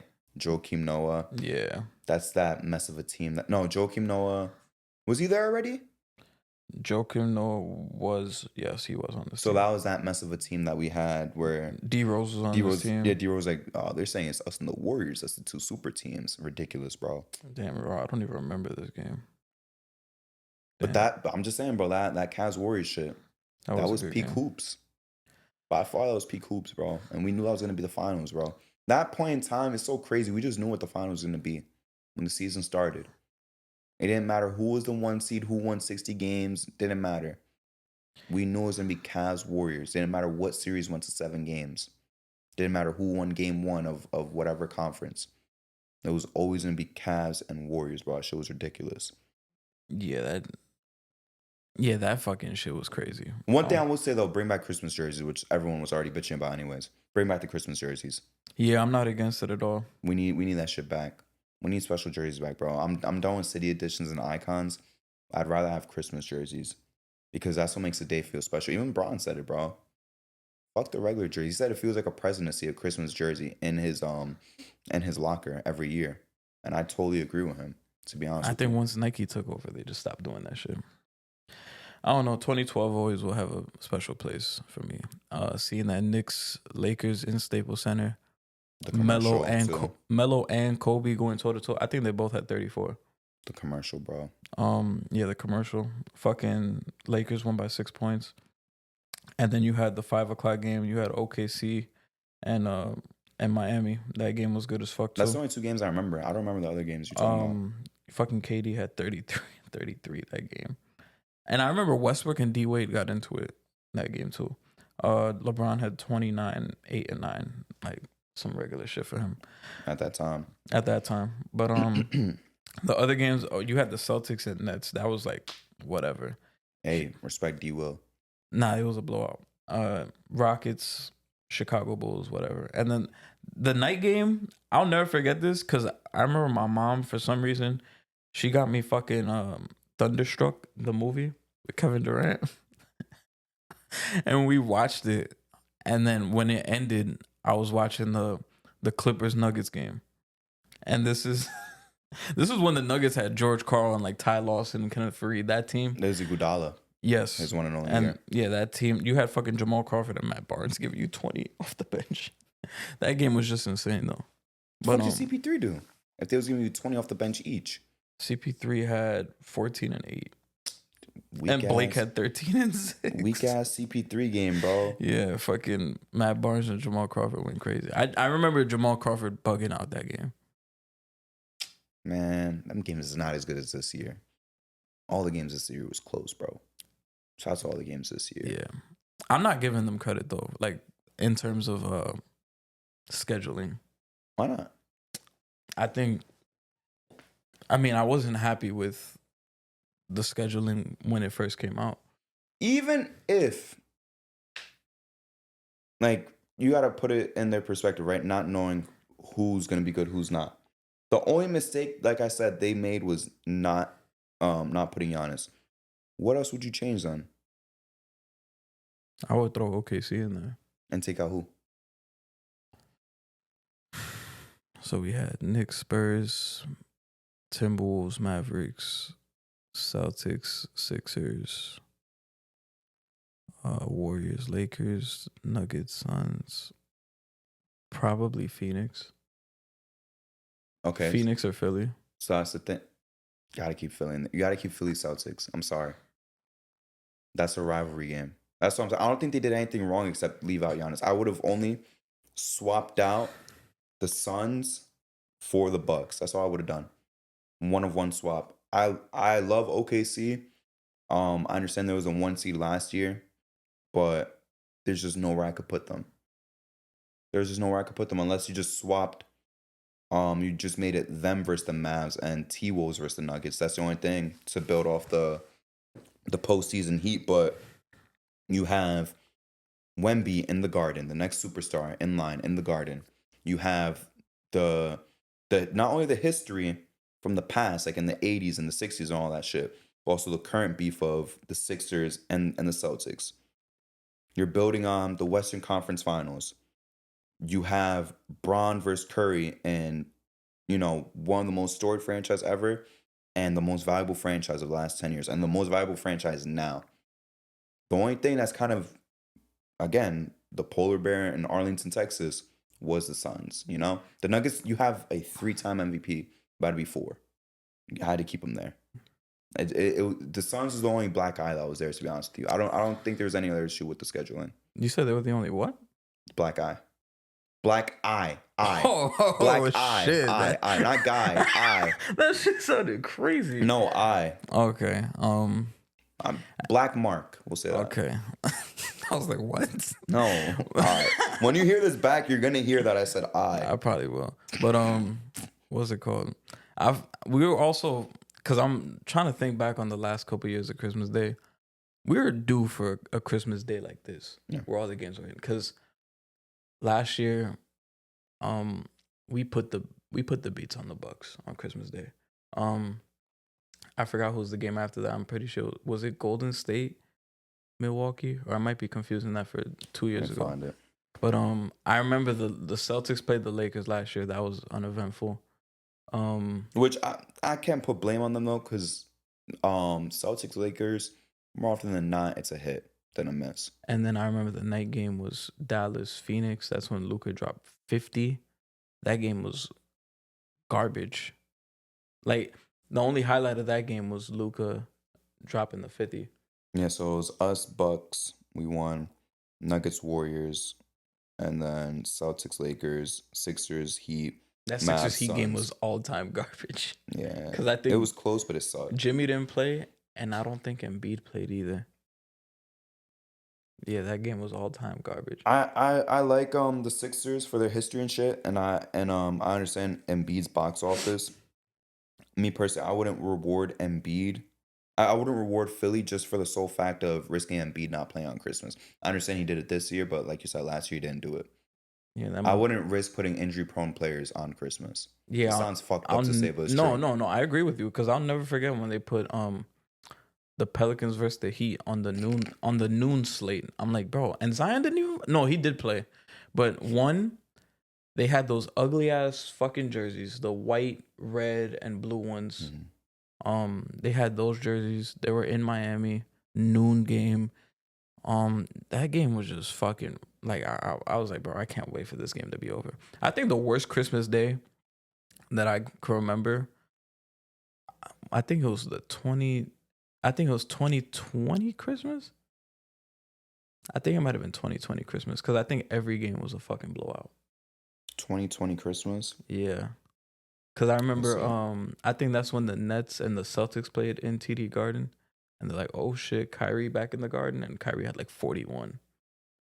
And what other games was on that day? So we have Pelicans, Heat, like you said. Oh, that game was... Heat blew them niggas out. Bucks blew out the Warriors badly, bro. 138 to 99. Yeah. Nets blew out the Celtics. Lakers blew out the Mavs. And then the Clippers didn't really blow out the Nuggets, but they won by 13. Oh, all uneventful games. I remember that, bro. I remember because I was on the couch all day watching every single one of those games, and I was like, "Can I please get a close game?" Every game was fucking. And by the time it got to the last game, the Clippers Nuggets, I was kind of worn out. That's the shit that kind of sucks. That 10:30 game, you're kind of worn out. I kind of feel bad, yeah. You're kind of. I feel like I don't know if you need 5 games on Christmas. I don't want to say shrink it to 4, but at the same time, maybe it's needed. Maybe. But you don't want to take away, two spots. Because that 10:30 one. Because we're already just talking about we missed out on Bucks and OKC needing spots on this shit. We're already talking about taking away 2 other spots now. Yeah, because by the time that 10:30 game hits, bro, I'm out of it. Let's just keep it how it is. Yeah. You feel me? Maybe we should just keep it with the 5. I like that the Knicks are the noon game. I love it. As soon as I wake up, and it's right there. From here on, who needs to be Christmas locks, players or teams? I mean, we still got Brian and Steph, so they're gonna be on. I feel like KD is gonna be a lock. I feel like Luka has to be a lock. Giannis has to be a lock. I don't know if Wemby's a lock, but after how he just played. I was about to say, Wemby not a lock. Yeah, like after how he just played, bro, you got to put him back up there. And, I mean, you got to put the Knicks on Christmas. I mean, you don't have to. Because I remember looking back, I'm like, yo, why the fuck was we playing on Christmas when we was garbage? We have to. But, tradition. But, yeah, I feel like having the Knicks on Christmas is just better. Because, yeah, that noon game of Miami and New Orleans was fucking garbage. Even when we was garbage, that noon game of Knicks versus Wizards, I still had fun. We got to see Quincy AC fucking all-time crash out. I saw live in the Garden us versus the Bucks, and Giannis just giving us a quiet 30. And that's when Noah Vonleh blocked him at the buzzer and stepped over that nigga. And Giannis just got up and walked away like nothing happened. I'll never forget that shit when Quincy AC crashed out on John Wall. Yo, Quincy AC's just Hall of Fame crash out. Yeah, Hall of Fame. He has his own fucking TikTok clips. He's top 5. Yeah. He's top 5. Absolutely, he's top 5. That's still one of the funniest clips when he got knocked down to the floor and he got up and then he bumped the nigga. He was like, oh! That's still one of the funniest clips. I miss guys like him in the league. I can't lie. I miss Quincy AC. And then you saw Melo trying to like hug him and like take him away. He's like, yo. Like he was like that. I'm like, yo, this motherfucker. He was bleeding too. I think my locks for next year, I'm not gonna lie. Damn, I just sound like a Steph hater on the show. I'm not putting Steph in that shit. I'm putting Braun, Wemby, the Knicks, and Celtics. I think that's Yeah, and you have to put the Celtics. that's 4 locks, absolute locks. And then I would say just outside of that border is the Nuggets and the Bucks. So that's already 6 spots that's locked up. The other 2 have to be no, that's 3 games. So there's 4 other spots that's left. That is the 6 absolute locks to me, bro. I wonder what Christmas Day games are gonna look like once Bron and Steph retire. I mean, unfortunately, then maybe they'll put like the Magic once, but it's not like they're gonna trust Paolo with the reins. They're not gonna trust a Cade with the reins. That's what I'm saying. Like NBA does a fucking shit. Oh, I'm sorry, I forgot to add Luca too. No, yeah, Luca is a Luca has to fucking be a lock. So lock. there's Yeah, 3 spots left over. But what's it called? I didn't put KD in my locks. I'm sorry. He's not making my shit either. Him and Steph aren't making my shit no more. The league is not doing too good of a job, bro. It's been so many good number 1 overall picks. And even if we don't talk about number 1 overall picks, just good young stars that no one really gives a fuck about. I would love to see Paolo on Christmas. When the Pistons get good, I'd love to see Cade on Christmas. Are we ever going to see that? Probably not. I'll never Or forget. probably just one I'll time. never forget they put Zion his rookie year on Christmas. The motherfucker didn't even play. Fat fuck. I'm sorry. But I kind of had to get out the way. I had to, bro. I had to. I'm so sorry. I really didn't want to, but I had to. I had to do it. Moving on though, Justin. Kawhi did announce that he's coming back. I know that you said in the predictions, with Kawhi being out, you was down the team. With him coming back and making that corny ass, and I can't lie, the announcement was corny. The whole video that he did, it felt so not Kawhi, but who cares? They're the 5th seed right now. I don't want to say they're comfortable, but they kind of have some ground that they can lose, and they're getting Kawhi back. Like I said before, they got all these guys that's hooping right now. And this is assuming they don't make no swing for a star, like I said, a Jimmy Butler or De'Aaron Fox. Just with the addition of Kawhi coming back, what do you think is kind of like the ceiling of this team then? Regular season, first of all. With Kawhi coming back, And let's just say, how many games have they played so far? they've played 30. Flat? Yeah, they're 17 and 13. Let's say in the next 52 games, bro plays like 28. 28 games. 28 to 30 games. Damn. Which is a little bit more than half. Which should be fucking doable, to be honest with you. With And Kawhi, still keep him rested for the playoffs. I think they could stay within the top 6 with Kawhi back because You're not thinking a little bit higher. I'm thinking top 4. I don't want to go that far, but I'll say top 6. Just because the teams under them, like Denver, is kind of struggling. Absolutely. And they don't really have an excuse right now because everybody's playing. And I'm like, what is their saving grace at this point? So Denver has to figure some shit out, make some ground up. Minnesota is up and down struggling. I know they won last night. Shout out to Ant, game winner. But they have a lot of shit that they got to figure out too. And I'm not entirely confident that they're going to jump all the way back up into top 6 conversation. Golden State, we have to see what happens if they decide to trade people. The Jimmy Butler trade was going to happen, but they're kind of in like that middling stage of, because I don't really trust them to climb up either. And then after that, you have San Antonio, who I would like to see rise, just because Wemby in the playoffs would be fucking lit. I would hope so. But it's also a tight race because under San Antonio, you still have Phoenix, who's been without Devin Booker. And they just been dealing with injuries because when KD was playing at the start of the season, this team looked really good. Then he went out and D-Book was playing with Bradley Beal and they looked mid as fuck. And KD came back and then Book got hurt. So now they're kind of dealing with the same shit as last year. Like they was barely playing together. And then you have the fucking joke of a franchise, Sacramento Kings. We don't know what's gonna happen. Nah, nigga, let's. I'm gonna keep beating the dead horse. We don't gotta do that. Yeah. Then after the Kings, it's like, yeah, those motherfuckers. Come on, keep it real. So, I think. Well, I do kind of.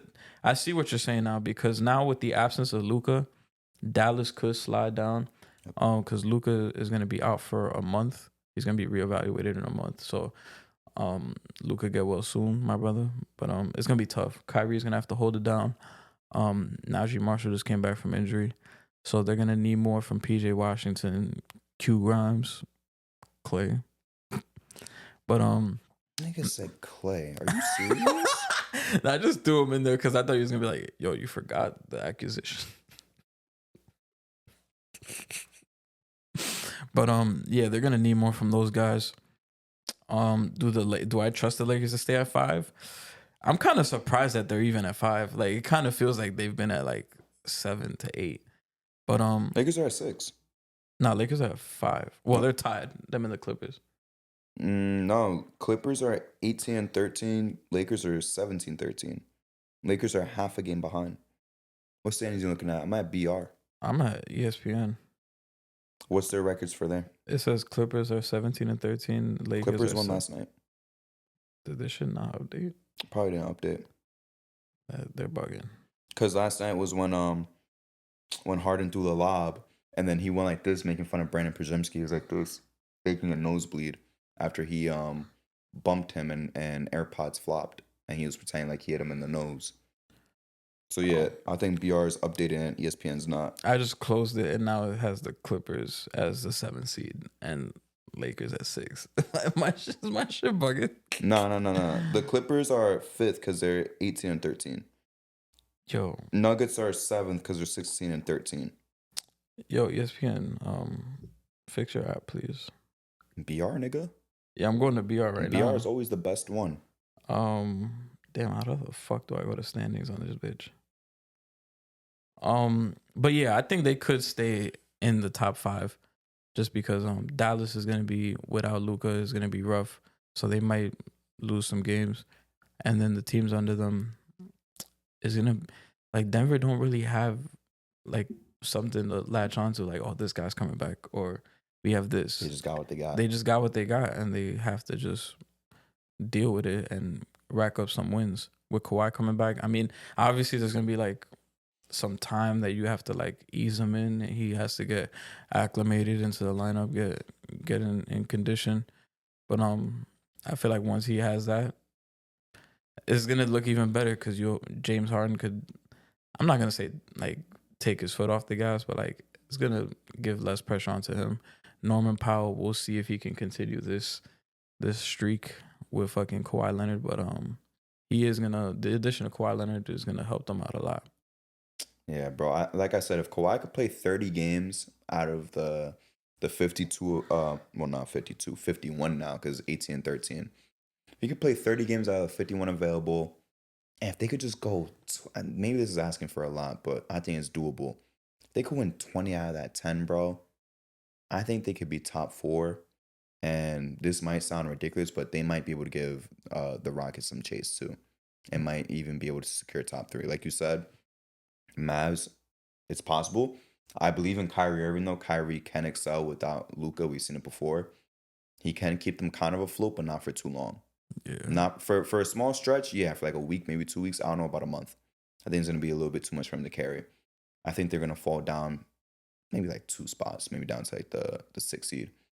Lakers coming up, I mean, we've seen the Lakers year in, year out. I don't want to give them any benefit of the doubt at this point in time.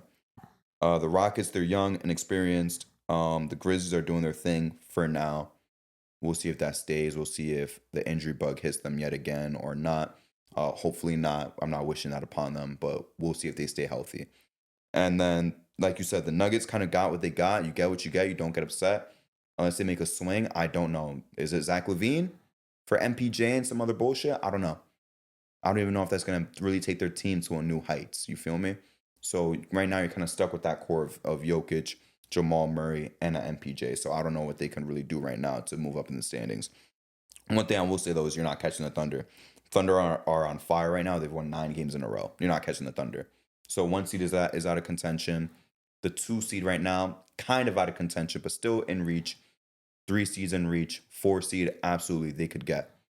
Top 5 right now for them is a lock once Kawhi comes back, I think. I think you could comfortably say that they're top 5, and they're definitely not going to be in the fucking play-in. I think everybody that's below him is going to be hard for them to catch up, to be honest with you, Justin. Like you said, the T-Wolves, they're struggling. They're back and forth. Spurs, still pretty young, inexperienced. The Suns are really struggling hard this season. Warriors, I'm really down on them. I don't think they're going to make the playoffs. Like I said, my prediction on that is looking really fucking good.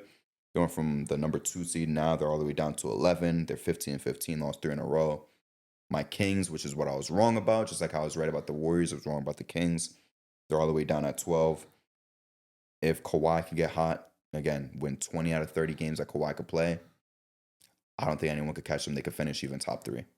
That's my prediction. I hope he could stay healthy enough to play 30 out of the available 51 games. If you're still having 21 games to rest, a little under 50% of the games available for you to rest, and then you have the energy to go in the playoffs. Damn, it's crazy. We're 30 games in. They could be contenders, low-key, bro. If he plays in the playoffs, they're contenders, bro. Harden is balling, bro. Nah, he is balling. I might fuck around and say he's all-NBA eventually. I know I kept him out of All-Star, barely. I might fuck around and consider him all-NBA by the end of the season. I fucking man. What happened? Nah, you bringing up Harden, I went to go check my fantasy. You locked the wrong game? It's because he dropped 40. He gave me 40 on Monday, but he was projected 39. I was like, he could do better. And then last night, he gave me 21 fantasy. Did you have another game? No. That's it? Yeah. See if you have someone on the bench to throw him in. That's why DeJounte Murray left me. He let me down. He only gave me 31, 32 fantasy. So I'm gambling on a Derek White game. He has 1 game left against the Pacers. I need him to ball out. I'm going to have to gamble on Amen Thompson tomorrow night against the Heat. Try to tell you, gang. Because, Amen Thompson gave me 49 Monday, 38 Thursday, and then 44 last night. It sounds like you don't want him. You want to trade with me? Who would you want to give up? I could give you PJ Washington. How is he doing? He's always a projected like 35-ish. I'm going to start. Damn, I got to pick up a center now. But, you said contenders? Yeah. Damn. Come on, Justin. Put away the Clippers hate. Kawhi got to be healthy as fuck for me to even like say that. They're already top 5 without him, bro. Yeah, right now. It's crazy. And it's not even top 5. Like, all right, they far away from that top 4. They're 2 games behind the Mavs and 3 games behind the Rockets. 3.5 behind the Grizzlies. It's really just the Thunder that they're not going to catch. It's possible for them to catch the 2 seed right now. It's not out of this world to grab the 2 seed. The 4 and 3 is reachable. The 2 seed, it's a stretch, but it's possible. It's right there, and that's without Kawhi, bro. That's just been Harden. That's been Norman Powell. That's been Zoo. That's been the collective balling. You're adding a guy who, when he plays, looks like one of the best players in the world, even to this day in 2024. Damn, I'm excited for Kawhi to come back now. Me and Dave tried to tell you. I didn't even have them this high up, though, so I can't even talk that much shit. Yeah. Nah, I gotta wait till Kawhi comes back and he's good to go. I'm not gonna pencil him in yet. I gotta see how Kawhi looks though when he come back. He'll be all right. I hope so. We always have these questions, but he always delivers. That's one thing I can say. He always delivers when he comes back, though. Damn, a Clippers Houston playoff with Kawhi back? Shit. They'll beat him. That would be fire. They'll beat him. I'm sorry. I think so too. They'll beat him. Sure, be Harden fire. back in Houston would be cool. Oh my god, that would be a fun series. Hey, addition by subtraction. Yo, I'm not gonna lie. I could finally root for the Clippers. I'm so happy. I haven't been able to root for the Clippers since the 18-19 series against the Warriors. Lou Will, SGA, Gallinari, Pat Bev. Haven't rooted for them since. First season, I'm rooting for them really hard, bro.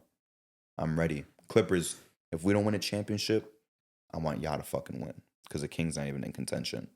And I'll say, yo, Justin, I will get a Clippers jersey and come on this fucking show. And yo, I will cut probably a 40-minute Paul George promo. Damn. On this 40 straight minutes, uninterrupted. You might literally just sit there quiet, just chilling, sunglasses on and everything. And I'll be here and cut a 40-minute promo, nigga. No funny shit. 40 straight minutes. Like... Yeah, sunglasses and a hat on, nigga. That's gonna be you. And I'll be here yelling at the camera for 40 straight minutes. No water. No water break. Nothing. I'm not gonna stop. No starter neither. That would be the craziest promo of all time if the Clippers win a championship. You don't know how happy I'll be, bro.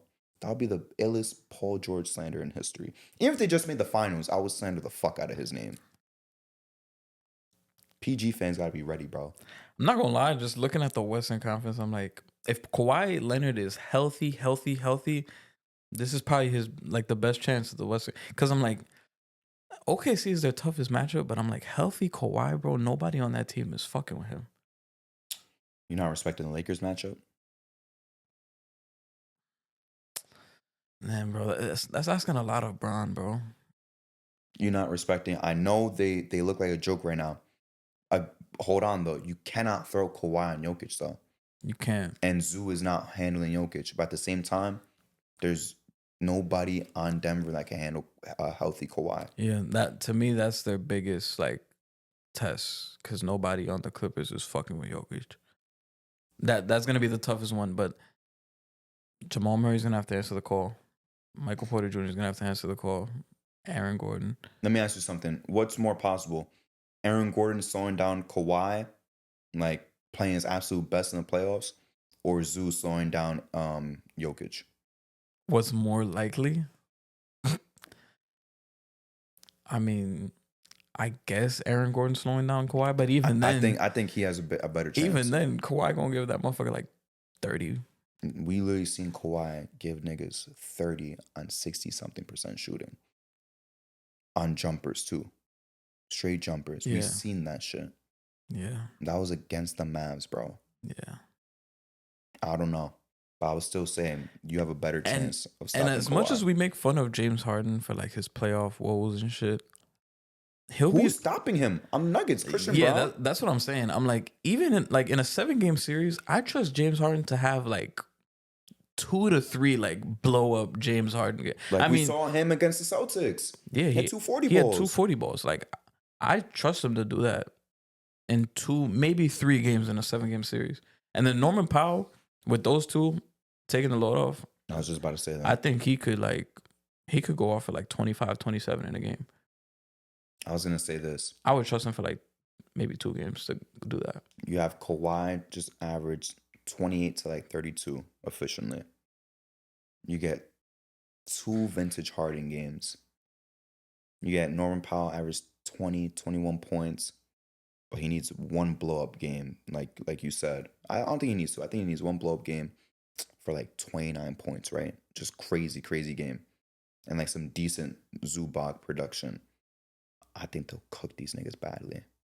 And like you said, that's if... I think you would need both MPJ and Jamal to answer the fucking phone for them to win the series. It can't just be one. Because Aaron Gordon, I'm sorry, he's great. He's a great Swiss Army knife. He can't answer the call. Yeah, he can't. To be that number 2 guy to Jokic. Aaron Gordon will have 1 game where he'll give you like 25, 13, and like 6. That's what I'm saying. That would be cool. That's a good game for him. A very good game. He's not going to do that all series. He's not going to do that all series. Like, it would be a success if he could average 17 for the series. Yeah. Even 16. That's a success. That's very good for him. Nah, yeah, Jamal Murray would have to... That's not enough, though. Jamal Murray would have to answer every fucking call. I think he has to average 24. Yeah, and then 21's not enough. Porter Jr. is going to have to average like 19 to 20. Mm-hmm. Efficiently, too. Efficient. No bullshit. Yeah. No bullshit. That's Christian tough. Brown got to do something, too. He got to contribute. I have no doubt in my mind that Jokic is going to average like 30, 14, Absolutely. and fucking 10. But it's the others, bro. Like, I could very well see Christian Brown outperforming Michael Porter Jr. Are the Clippers flaming, like absolutely flaming and torching the Grizzlies? I think so. Yeah. I think so. Yeah. I think they torch. Yeah. I think they torch Memphis in 6, bro. Yeah, bro. They're torching Memphis in 6. They have nobody to fucking stop Kawhi, bro. Not only just Kawhi, like, I understand Jaren Jackson's good defensively and shit like that. He's not stopping Kawhi. And it's not only that, but it's like, then, like we said, with the scenarios that we're setting, 2 vintage Harden games, a good Norman Powell game, and some good Zubac fucking production, it's going to be tough for anybody to take them down. That's why I'm saying OKC, right now, again, we're projecting that Kawhi plays like the Kawhi that we know and love in the playoffs. OKC's the only niggas that could take him down. And the Mavs. That's it. OKC and the Mavs. Lakers, like you said, we're asking a lot of Bron, who's about to be 40 in a couple of days. 3 days, he's about to be 40. Or 2 days. 3 or 2 days. 2 days. The King's about to be 40, right? Yeah, Monday. Um, Timberwolves should not scare the Clippers at this point in time. The Suns are off the wagon right now. So if I'm the Clippers, I'm just fearing the Mavs if I have Kawhi. I'm fearing the Thunder. And if you don't have Kawhi, you might as well just go home, to be honest with you, Justin. You have no chance of even going to the second round without Kawhi Leonard. Yeah. It's a shame. And this also gives credit to Ty Lue. Yeah. The job he's doing with this team. Because I was just checking. I'm like, bro, you got Mo Bamba and washed up Nick Batum on this team and still pulling wins off. Amir Coffey's been on this team. Feels like a Clipper lifer. Right? And still winning games with this team. Like, just a testament to him. Was funny, bro. Just a testament to him. Only nigga to have a song be more famous than the person himself, bro. Yeah, it's crazy. That's crazy, bro.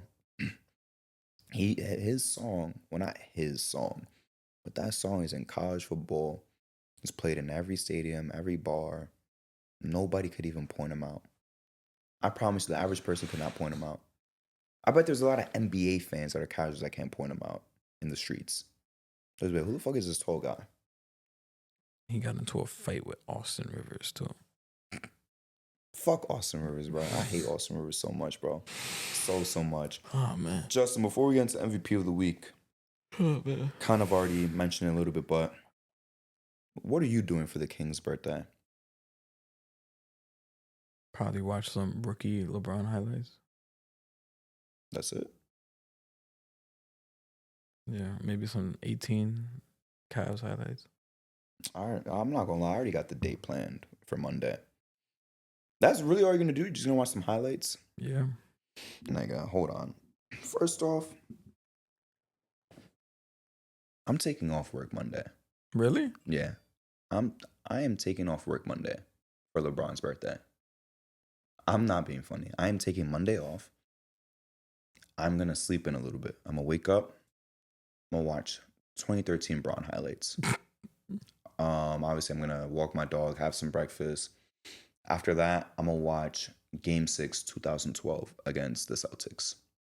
Watch those highlights where he just cooked them and fried them to save his legacy, where he was looking like this right before the game started. Charles Barkley talking mad shit, saying like, yo, you gotta save your legacy, man. R.I.P. to my LeBron Heat jersey. I'm gonna do my thing. I'm gonna take the leftover pernil, make like a bootlegged Cuban sandwich without the ham. I don't have ham at home. You feel me? Yo, I remember that, making bootleg Cuban sandwiches. That's what I'm saying. Throw on the Swiss cheese, some mustard, some mayo, all that shit. Pickles, gangsta. While I'm eating that, I'm gonna be watching 2018 Bron playoff highlight moments. All that shit. Dinner, I'm gonna call my girl. She's off. She's a teacher. I'm gonna say, let's go to Cheesecake Factory. I'm gonna go to Cheesecake Factory. I'm sorry. I'm gonna have the bread thing as a holder for my phone. I'm watching Bron bubble highlights. She could try to talk to me. That's fine. I'm not really gonna be listening. I'm gonna be watching them 2019, 2020 Bron highlights. That's what I'm gonna watch the whole entire time. I'm gonna order the fucking, what am I gonna order? I'll probably order the hot honey flatbread with the pepperoni on it. Maybe I'll order the Louisiana chicken pasta. And you know what? Fuck it. Give me the fried mac and cheese balls. Why not? It's the King's birthday. Why not? You feel me? Then I'm gonna tell him, let me get a strawberry cheesecake slice to go. Extra whip. Extra whip. Take it home. Obviously, take my phone with me. Take the ice cream home. Take that cheesecake home. Probably stay at my girl's apartment. Send her to the room. Actually, no. Send her to the living room. I'm gonna go to the room. Use her TV. Go on YouTube. That's where I'm gonna be watching young Cavs LeBron highlights. The first stint. That's where I'm gonna be watching them LeBron highlights. I'm gonna be eating the cheesecake by myself. She's not getting a fucking single bite of that shit. She should have gotten her own fucking slice at that point in time. I'm gonna eat that slice, enjoy my time, watch some highlights. Unfortunately, I understand there's a lot of people that's gonna throw something on the grill just for his birthday. I would do the same thing. I would love to throw a nice steak on the grill for LeBron's birthday, but we're in Jersey. There's snow outside. It's too cold. We can't do that. I would love to throw on the grill for Bron, but I can't do that. And then I'm gonna end my day just like that. I might end my day. I'm gonna fall asleep too. Him breaking the scoring record. That's gonna be the video I fall asleep to.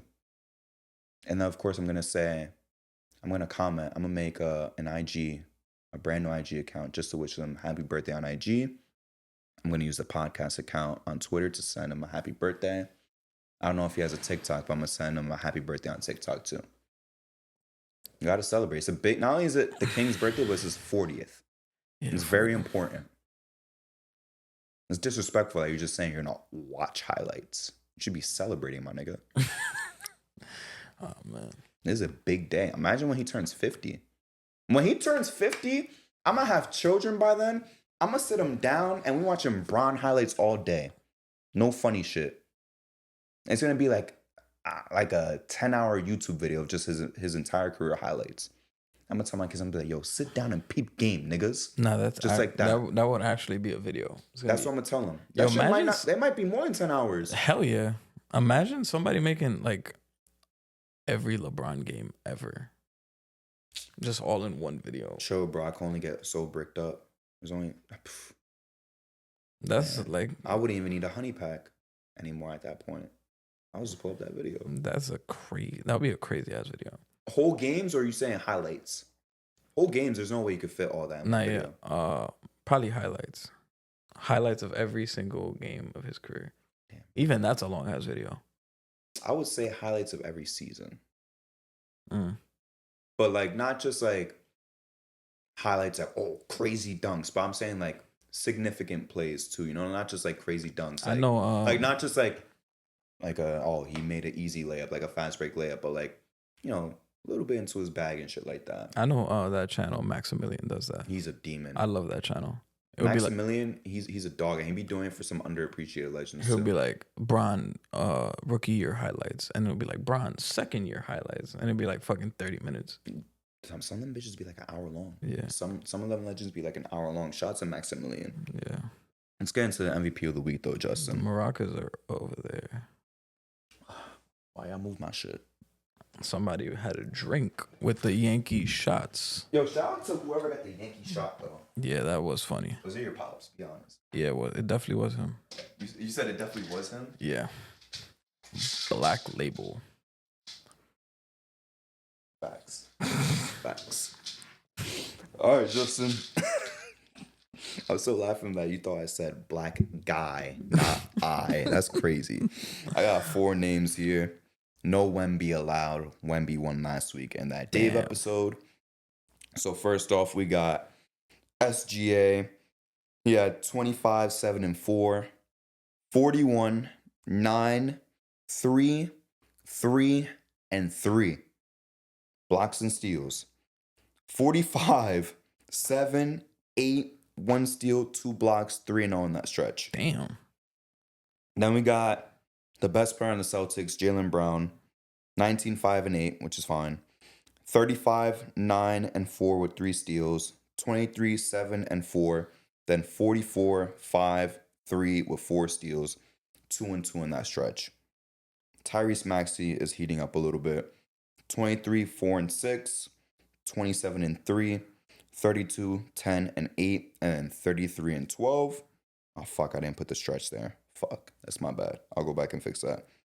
Then Kevin Durant. This is kind of the one where he's been losing a lot, as you've seen.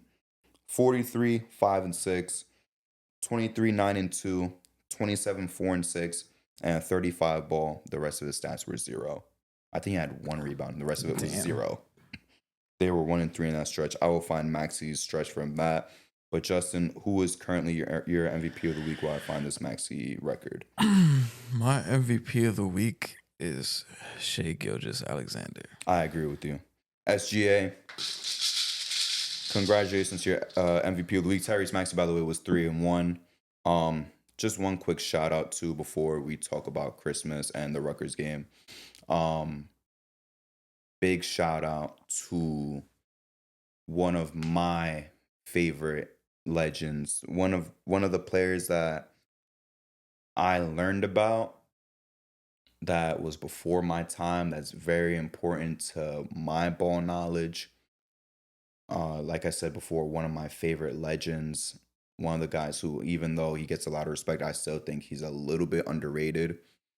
One guy who I still think gets a little too much heat just because of his involvement in another man's legacy. Shout out to the original Isaiah Thomas, who just got diagnosed with Bell's palsy. Hopefully, he gets better soon. Like I said, just an incredible player. Just got finished watching again. I've seen it multiple times, but just got finished watching again the Bad Boys 30 for 30. That shit never gets old to Yeah, me. that's a good ass doc. That's the best 30 for 30 in my opinion. That I gotta rewatch it. that shit is a banger. Now that they're throwing all the 30 for 30s too on Netflix, when I saw it on there, I was like, "Oh, I gotta watch this shit again." It's been a while. I watched this shit again, and it was just incredible all over again. But when I got that report yesterday from Bleach Report, I was like, damn, bro.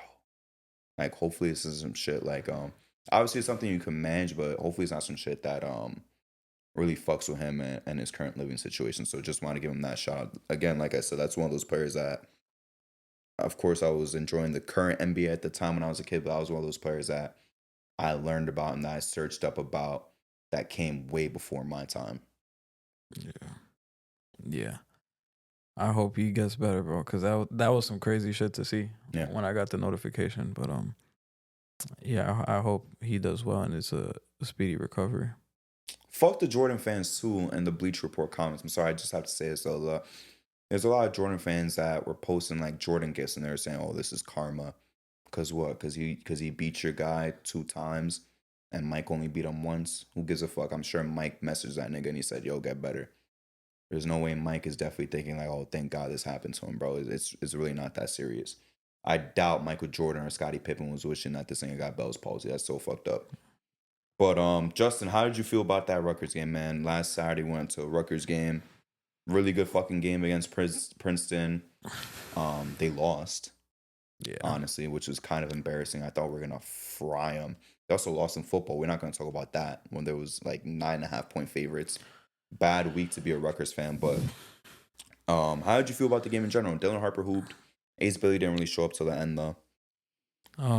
it was a fun game. Dylan Harper showed that he is the real deal.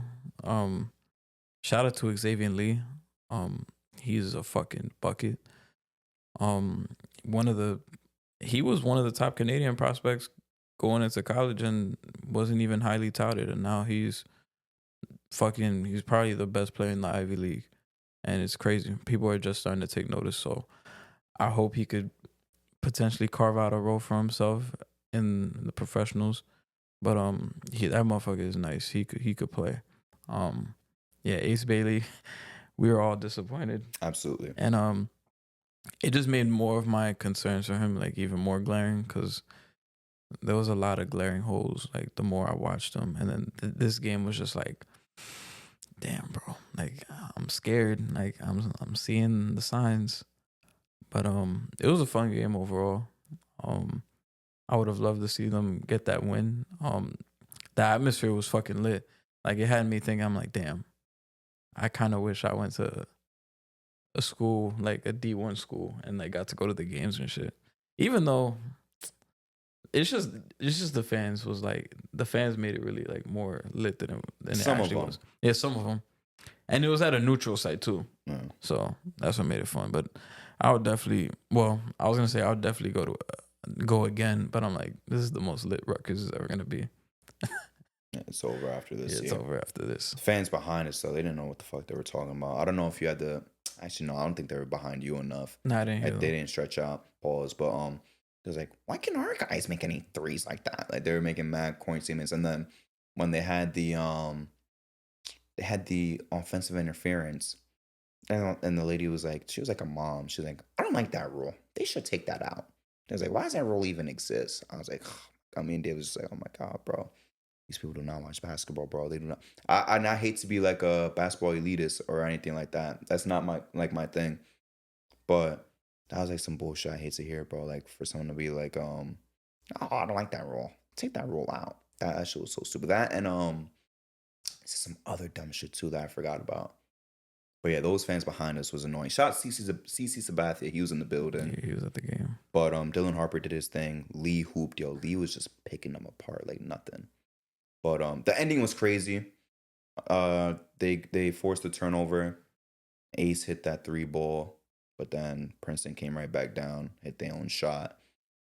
I really thought that we was gonna make that magic happen though in that last 4.5 seconds and really score at that end, but threw up a really bad shot at the end that, you know, it ended the game. Once he threw up that shot, I was like, yeah, that shit's not going in. And it was a little bit of a disappointment of an ending. But besides that, yeah, like it was a really exciting game. It was a lot of fun.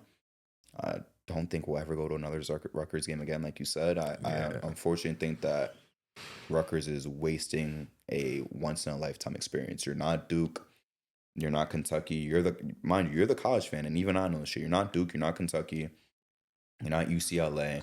You're never gonna have this opportunity again. We're gonna have two top 5 talents, 2 top 10 talents, 2 top 15, 2 top 20 talents. That's never gonna happen again. You're never gonna have that in Rutgers. You might not even have another single top 5, top 10 talent ever again. Yeah. Ever. And these guys are not winning games. Yeah. It just feels like they wasting a literal once in a lifetime, not even once in a lifetime, once in 2 lifetime opportunity. 2 lifetimes. This will never happen again. Ever to Rutgers. This will never happen again. A lot of guys that hoop and they're from Jersey, a Kyrie Irving, a Bam, a lot of these guys, they left. A Nas Reed, they left. They went somewhere else. They don't go to Rutgers. They ain't go to Rutgers. They ain't give a fuck. You had 2 guys that said, yo, I'm going to go to Rutgers. Yeah, this ain't the Cookout. Yeah, like. You ever seen that movie? No. Cookout. The motherfucker, I forgot the main character's name, but he was from Jersey. He went to Rutgers and was drafted first overall to the Nets. The fuck? Yeah. I'm like. Was this like a big movie or was it like a small, like straight to DVD? Nah, this was like a straight, like this was a small movie. Gotta watch this shit then, or at least look it up on Wikipedia or some shit like that. I'm like, this ain't the Cookout. Yeah, it's a little bit disappointing though what they're doing right now. These niggas is not going to March Madness. Absolutely not. Nah, bro. And but they're going straight to the league. Yeah. Dylan Harper will be a Raptor. I would love that. He's going to Raptors. I would have loved them on the Nets, but the Nets is winning games. I don't know where Ace is going, but Dylan Harper should be a Raptor. Yes. It makes the most sense. Yeah, it does. Send Ace to Utah or something. I don't know, nigga. He got talent though. He do. A lot. He do. A lot of talent, but he has to utilize it better. He got some work to do. He was shooting like shit. It's because out of the top guys, I mean, obviously all these guys have work to do. They're young, but it's like out of the top guys, well, specifically the top 5, I feel like his concerns for me are like the most like glaring. Because like he's 6'9". You don't really drive to the basket like that. Don't really have the strongest handle. If you notice when he drives to the basket, he's driving around instead of straight. And a lot of his shot diet is jumpers. And it's tough. I'm like, when you're that size, it's like, motherfucker, go attack the basket.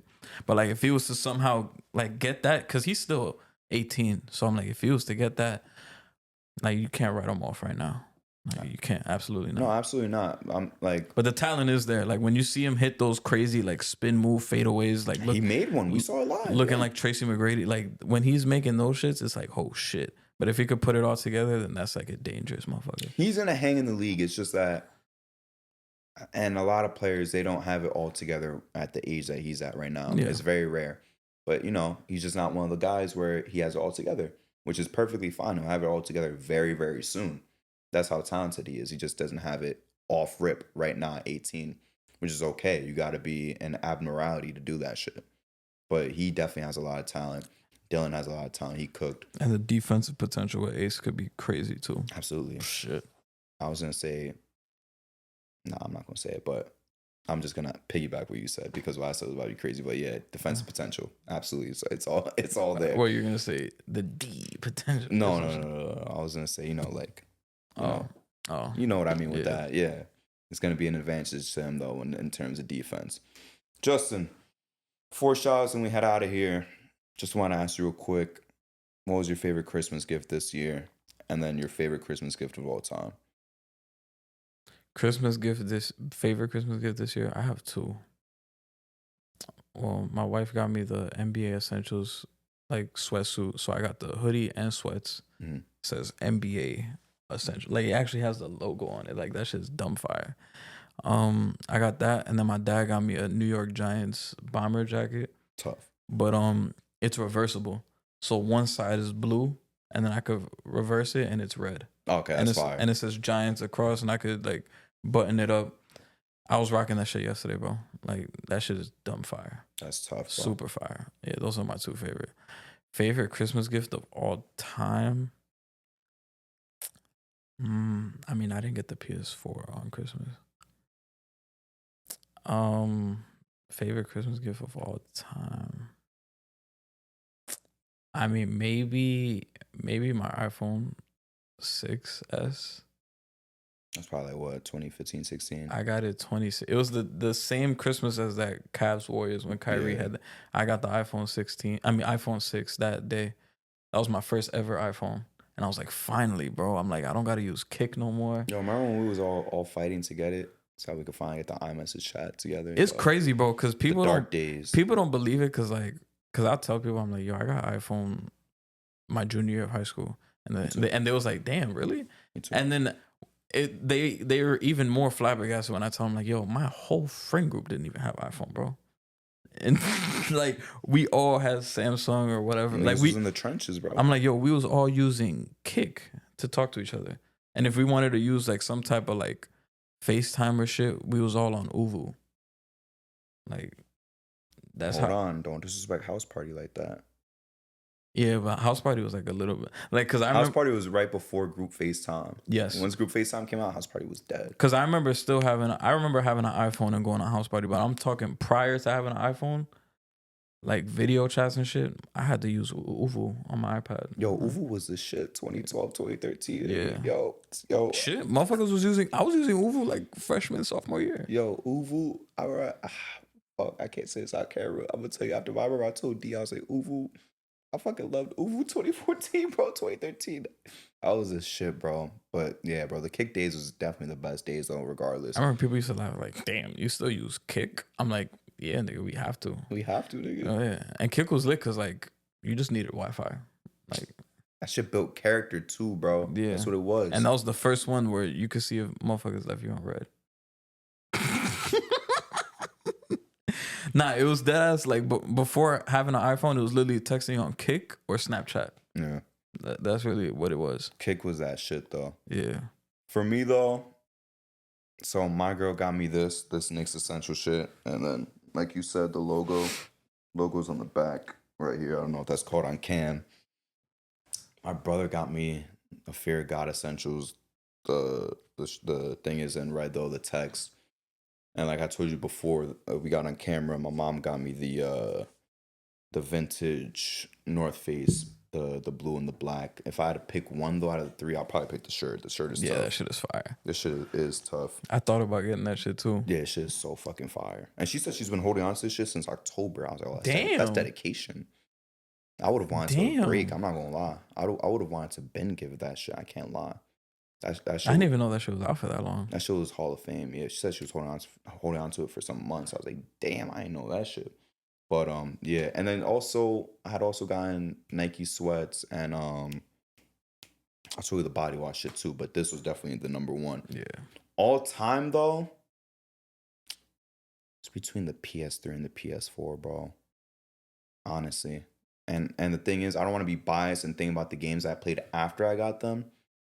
I'm thinking about the games that came with them. So with the PS3, I had gotten UFC. I don't know what year it was.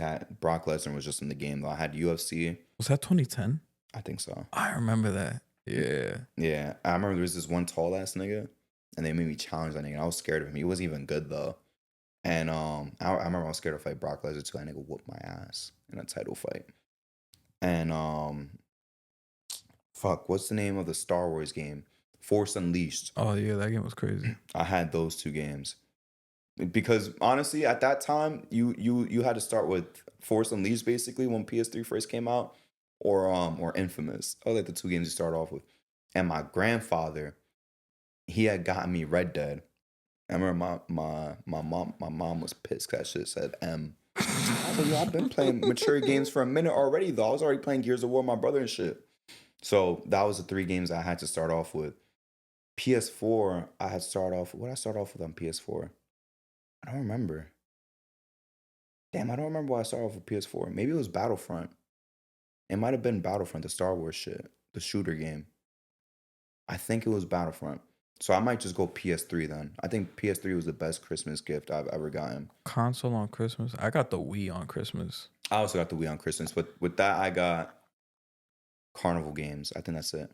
Carnival Games was tough though, because Yeah. that's when the Wii first came out and there was barely shit on it. Yeah, I got the Wii on Christmas. Shout out to my dad. That nigga waited in line to get that shit. Yeah, And bro. we got Mario and Sonic at the Olympic Games. Yes, I had that too, but later on. Not the winter one, the The first one. summer one. Yeah. The London one. I had that shit later We on. got that one. Actually, no, I think it was Beijing. 08. Beijing? Yeah. Damn, nigga, there's a Beijing one. I had London. Damn. But I had that one. Mario Galaxy. I didn't have Mario Galaxy. And Wii Sports and Wii Play. So I had basically 4 games. Oh shit! I know what also came with my Wii. Does Wii Sports come with the Wii? I didn't have it. I think that's an extra thing. Mm. One thing I got the year after I got my Wii, that ended up just not being as fun as I thought it was gonna be. It was a Tony Hawk game for the Wii that came with a skateboard thingy, but that shit was not that fun, bro.